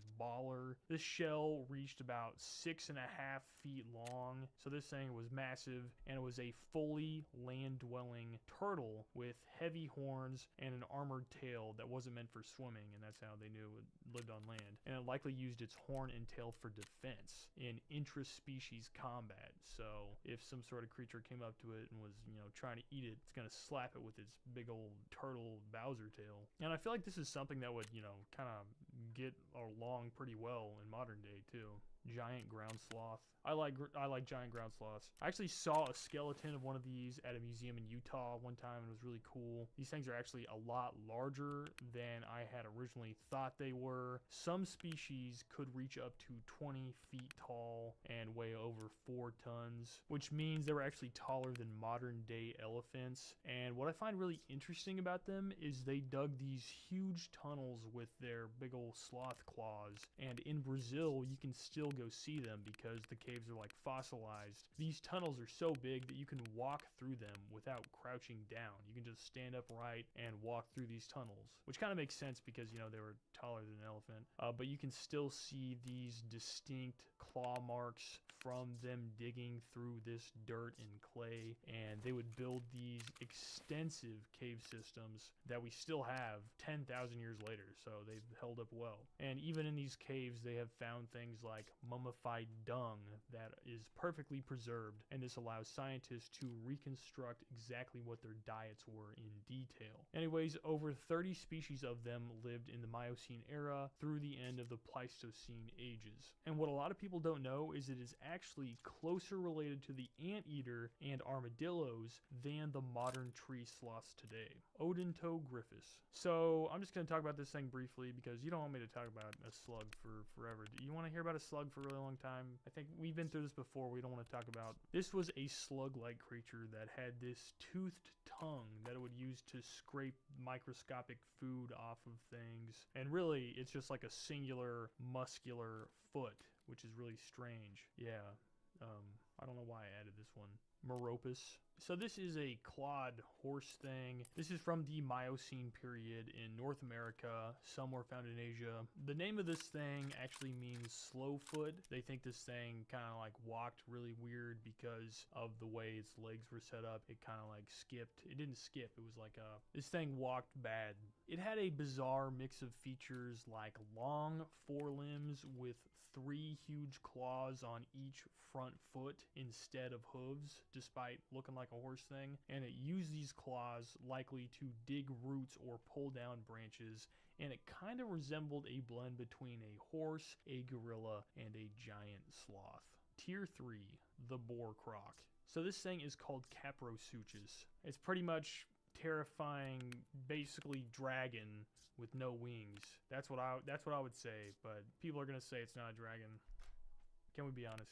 This is dragon. This thing had big vampire teeth, and it was a crocodile-like thing that was living at the time of the dinosaurs. It had this terrifying appearance with these 3 sets of boar-like tusks that stuck out in an already crazy-looking mouth. It was estimated to be about 20 feet long and a capable, proficient hunter on land and in water. And unlike crocs in modern times, these things had a cutting edge on their tooth for slicing prey. Like a lot of, dinosaurs, they always have a serrated tooth. And so, I mean, look at this thing. Long legs. It's running around on land. It's got vampire teeth. If it had wings, it may as well be a dragon. This thing probably galloped like a horse. Platybelodon. So let's be honest, we all know someone who looks kind of like this. This is a really surreal looking kind of elephant thing that lived in the area that is now Asia and Africa. Obviously, what's weirdest about them is their massive, elongated duck mouth looking thing. Scientists used to think that the lower jaw was used as a scoop to scoop up vegetation and moss and stuff in swamps, but now more recently they've discovered it's more likely being used as like a saw to cut off tree branches and eat more leaves. That's what it's all about, eating more leaves, and also to like remove bark from trees. And while at first they didn't think that it had a trunk at all and that it was just great big massive scary duck mouth, and if you saw this thing in your bedroom and it didn't have a trunk, you would say, HR department, come help me.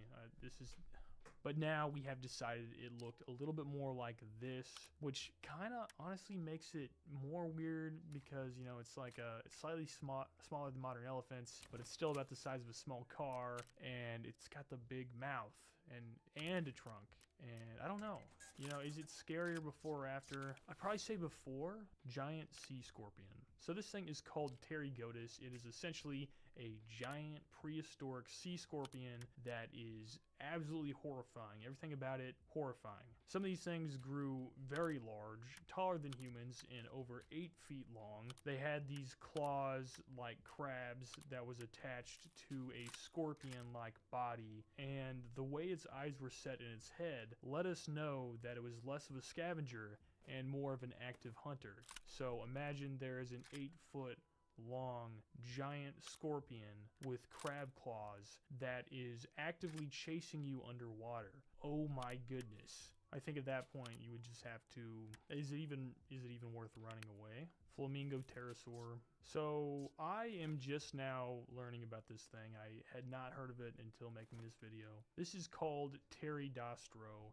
And yes, we used to have flamingo pterosaurs, basically. This thing is famous for having these thousands of bristle-like teeth that it likely used for filter feeding, kind of like baleen whales. This is one of the strangest feeding systems of any flying reptile. We assume that it probably had a similar lifestyle and behavior of modern-day flamingos, as flamingos also have these kind of like specialized feeder teeth things in their mouth as well. Because of this, scientists have proposed that maybe this thing even had a similar coloration to modern day flamingos. Because of its diet, flamingos, they get pink because of the algae they eat in the shrimp that they're always eating. The hell pig.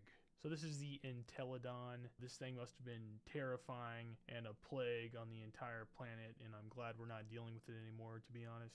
This was a massive bone-crushing omnivore from the Eocene period. The largest of the species was 7 foot tall at the shoulders and weighed over 2,000 pounds. Despite its nickname, it is not a pig, but rather it's from a separate branch that roamed Eurasia and North America back in the day. It's closer related to hippos and even porpoises, like dolphins, and it had huge skulls that were sometimes over 3 feet long, bone-crushing jaws capable of eating meat and plants, and everything, whatever it wanted, it was just going to eat. I mean, what are you going to do against this thing? But it had some strange body proportions, long, narrow legs, massive heads, a deep, muscular neck, probably for just smacking people with its face. Well, not people, unless. But yeah, you get the point. Evil pig. They're gone now. We're dealing with different pigs now. Mimetaster. or mime taster. Okay, this is not mime taster. No, mimetaster. This thing looks like a starfish, shrimp, spider, crab amalgamation. This is an extinct species of arthropod that was discovered in Germany, and they were actually a super common animal in the Devonian period. Their appearance looks like these 3 pairs of long, straight, spine-bearing legs, stalked eyes like a snail, and it had this raised ovular head shield with long spine projections that looked like a starfish. Tier 4, Cherovipteryx. So this is a gliding lizard thing that is pretty similar to a modern day lizard that we have, the Draco lizard, but this one is the only known animal ever to glide with its pelvic membrane instead of its pectoral membrane, which just means it has wings on its legs. And yeah, really weird. It's roughly about 10 inches long. Just like today's modern lizard, it would climb up trees and glide down. But unlike today's gliding lizard thing, they think it was really good at gliding and maneuvering as if it was like a paper airplane. Are those good at maneuvering though? False-toothed bird, Pelagornis. So this thing was essentially a giant albatross. It was actually the largest flying bird to ever live, with a wingspan up to 24 feet wide. It was not the heaviest bird to ever live. That was the Argentavis. But Pelagornis had these false teeth-looking things on their beaks that were jagged formations that it used to gobble up slippery prey such as squid or other fish from the ocean, and it was found all over the world on every continent, including Antarctica. What's also interesting is it only went extinct roughly 12,000 years ago.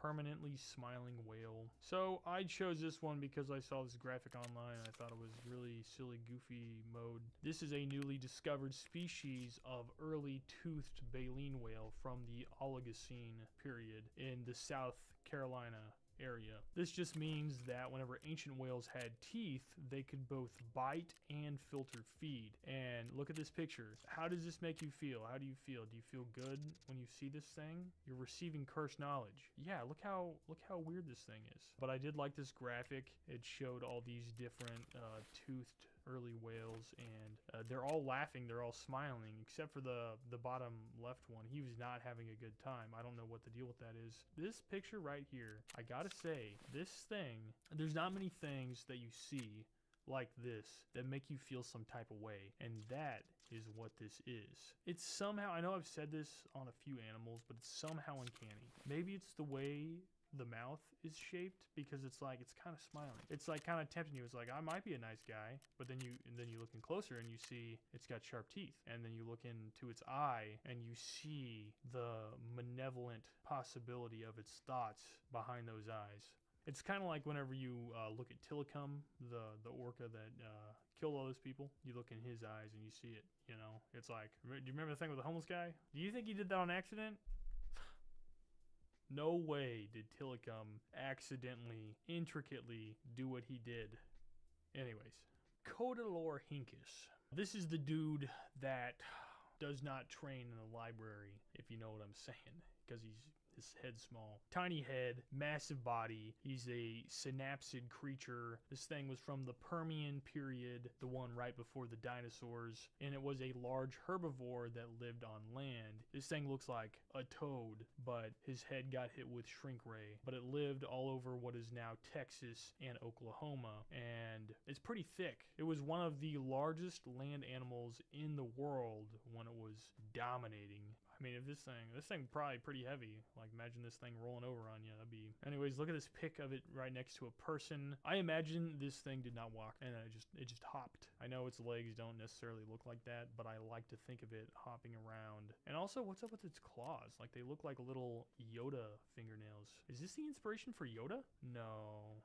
Terror bird. So this was a giant murder bird that could grow up to 10 feet tall, and its head could be roughly the same size as a horse. It was a terrifying creature that lived in what is now modern day Argentina. It had this horrifying pickaxe-like beak that it could use to deliver death blows to prey, and we know this because we found like fossils of its neck and stuff, and its neck was really thick and strong, and so it probably just hammered things with its beak. But I imagine this thing was probably quite the apex predator. It likely communicated and heard in low frequency hearing that it used to talk with each other in low roars and track prey. So I imagine these things kind of talking to each other, kind of like modern day wild turkeys where they hit that booming sound. I'm sure there's other birds that do that too in modern day, but I don't really know. But its diet primarily consisted of notungulates, which were these little small mammal things that were kind of like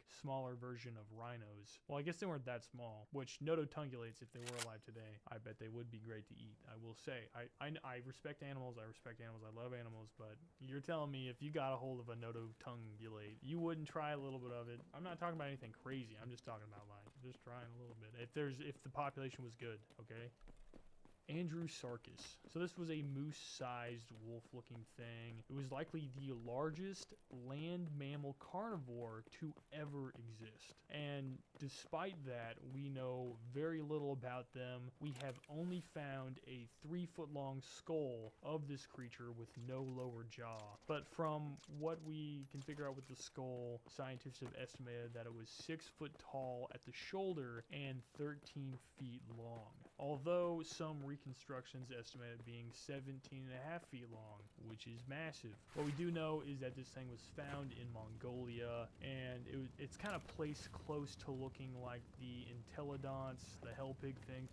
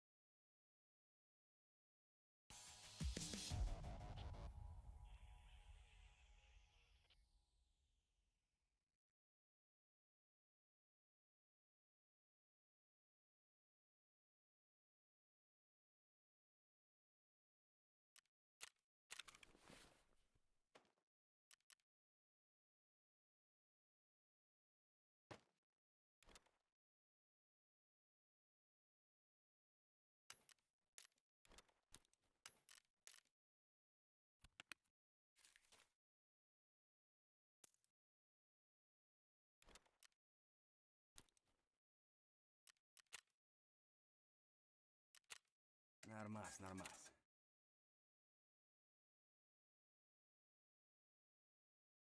That we talked about earlier, but this thing has a wolf-like reconstruction despite not really being related to modern day wolves at all, and it was likely hoofed. All around pretty strange. I am actually kind of speechless looking at this thing once again. How can we know so little about it? It just seems like we should know more, and also its name is Andrew, so Andrew, you found a 3-foot skull. Can we find a little bit more? Am I right? Are you guys not also thinking? I think you guys are thinking that. Tier 5, Longisquama. So this is a reptile from the Triassic period that is known for having these long modified scales that stick out of its back like a dorsal sail. We don't know exactly what the sail was for. It was either for display mating ritual, or some people think it was used as like camouflage, and there was other prehistoric plants that look similar to this, and it would just, you know, kind of sit by it and just be there. Some even think that it used these scales to jump off of a tree and get a little bit of lift. So it would kind of parachute down with these scales. I really like that idea. I don't really think there's much evidence supporting that, but I like to talk about things that are fun like that. I mean, how many animals just have a straight up parachute? That's baller. Erythrosuchus. This thing looked like T-Rex head that was attached to the body of like a little crocodile thing. Apparently this thing dominated the early Triassic period. It was actually the largest predator of its time at 16 feet long. Basically, it was just a mouth that would run around, and you gotta give it to them. Good design. Hats off to you. Here's it next to a person. Why does it look scarier like this? It looks a lot more scary. It looks a lot more formidable. Imagine it didn't have legs. That would actually be extremely scary. Imagine this thing slithering around and its mouth is like that. Imagine it had 2 more legs. Anyways, it reminds me a lot of those creatures that the stormtroopers rode on Tatooine in the original Star Wars movie, Star Wars A New Hope.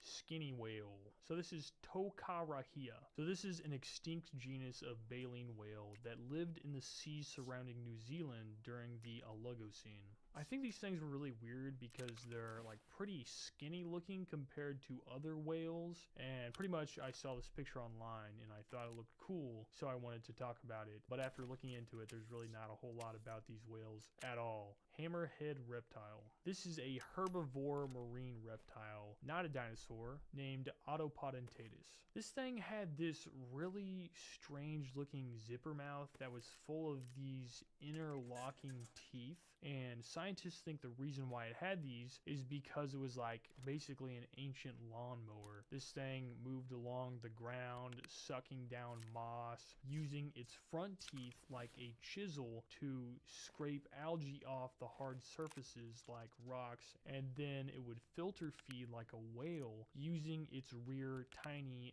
needle mesh-like teeth to filter out the algae without getting big stuff in. And for a long time, they thought these things had vertical mouths that, really looked really strange. But kind of more recently, in 2016, they discovered that they had more of a hammerhead-shaped face, and its face kind of looked like the head of a vacuum cleaner, which I guess that's just the most efficient way to suck stuff in, Postosuchus. This was an apex predator that kind of looked like a crocodile that walked upright or like semi-upright. This thing lived in the late Triassic in North America and could get up to 16 feet long. Apparently, they dominated even during the time that something like the Allosaurus was running around. So that's kind of crazy. Tier 6, Dunkleosteus. So this was a prehistoric looking fish that was nightmare fuel. They used to think it was massive at like 20 to 30 feet long, but now they found out that it's more likely about 16 feet long max. But what made this thing so deadly was it had this armored head that skull and jawbone doubled as built-in teeth. So it was all one big bone. And it was thought to have one of the most powerful bite forces ever, at an estimated 11,000 pounds of force, rivaling even the T-Rex. Moving on, we have the moa. So this was a really cool bird that kind of went extinct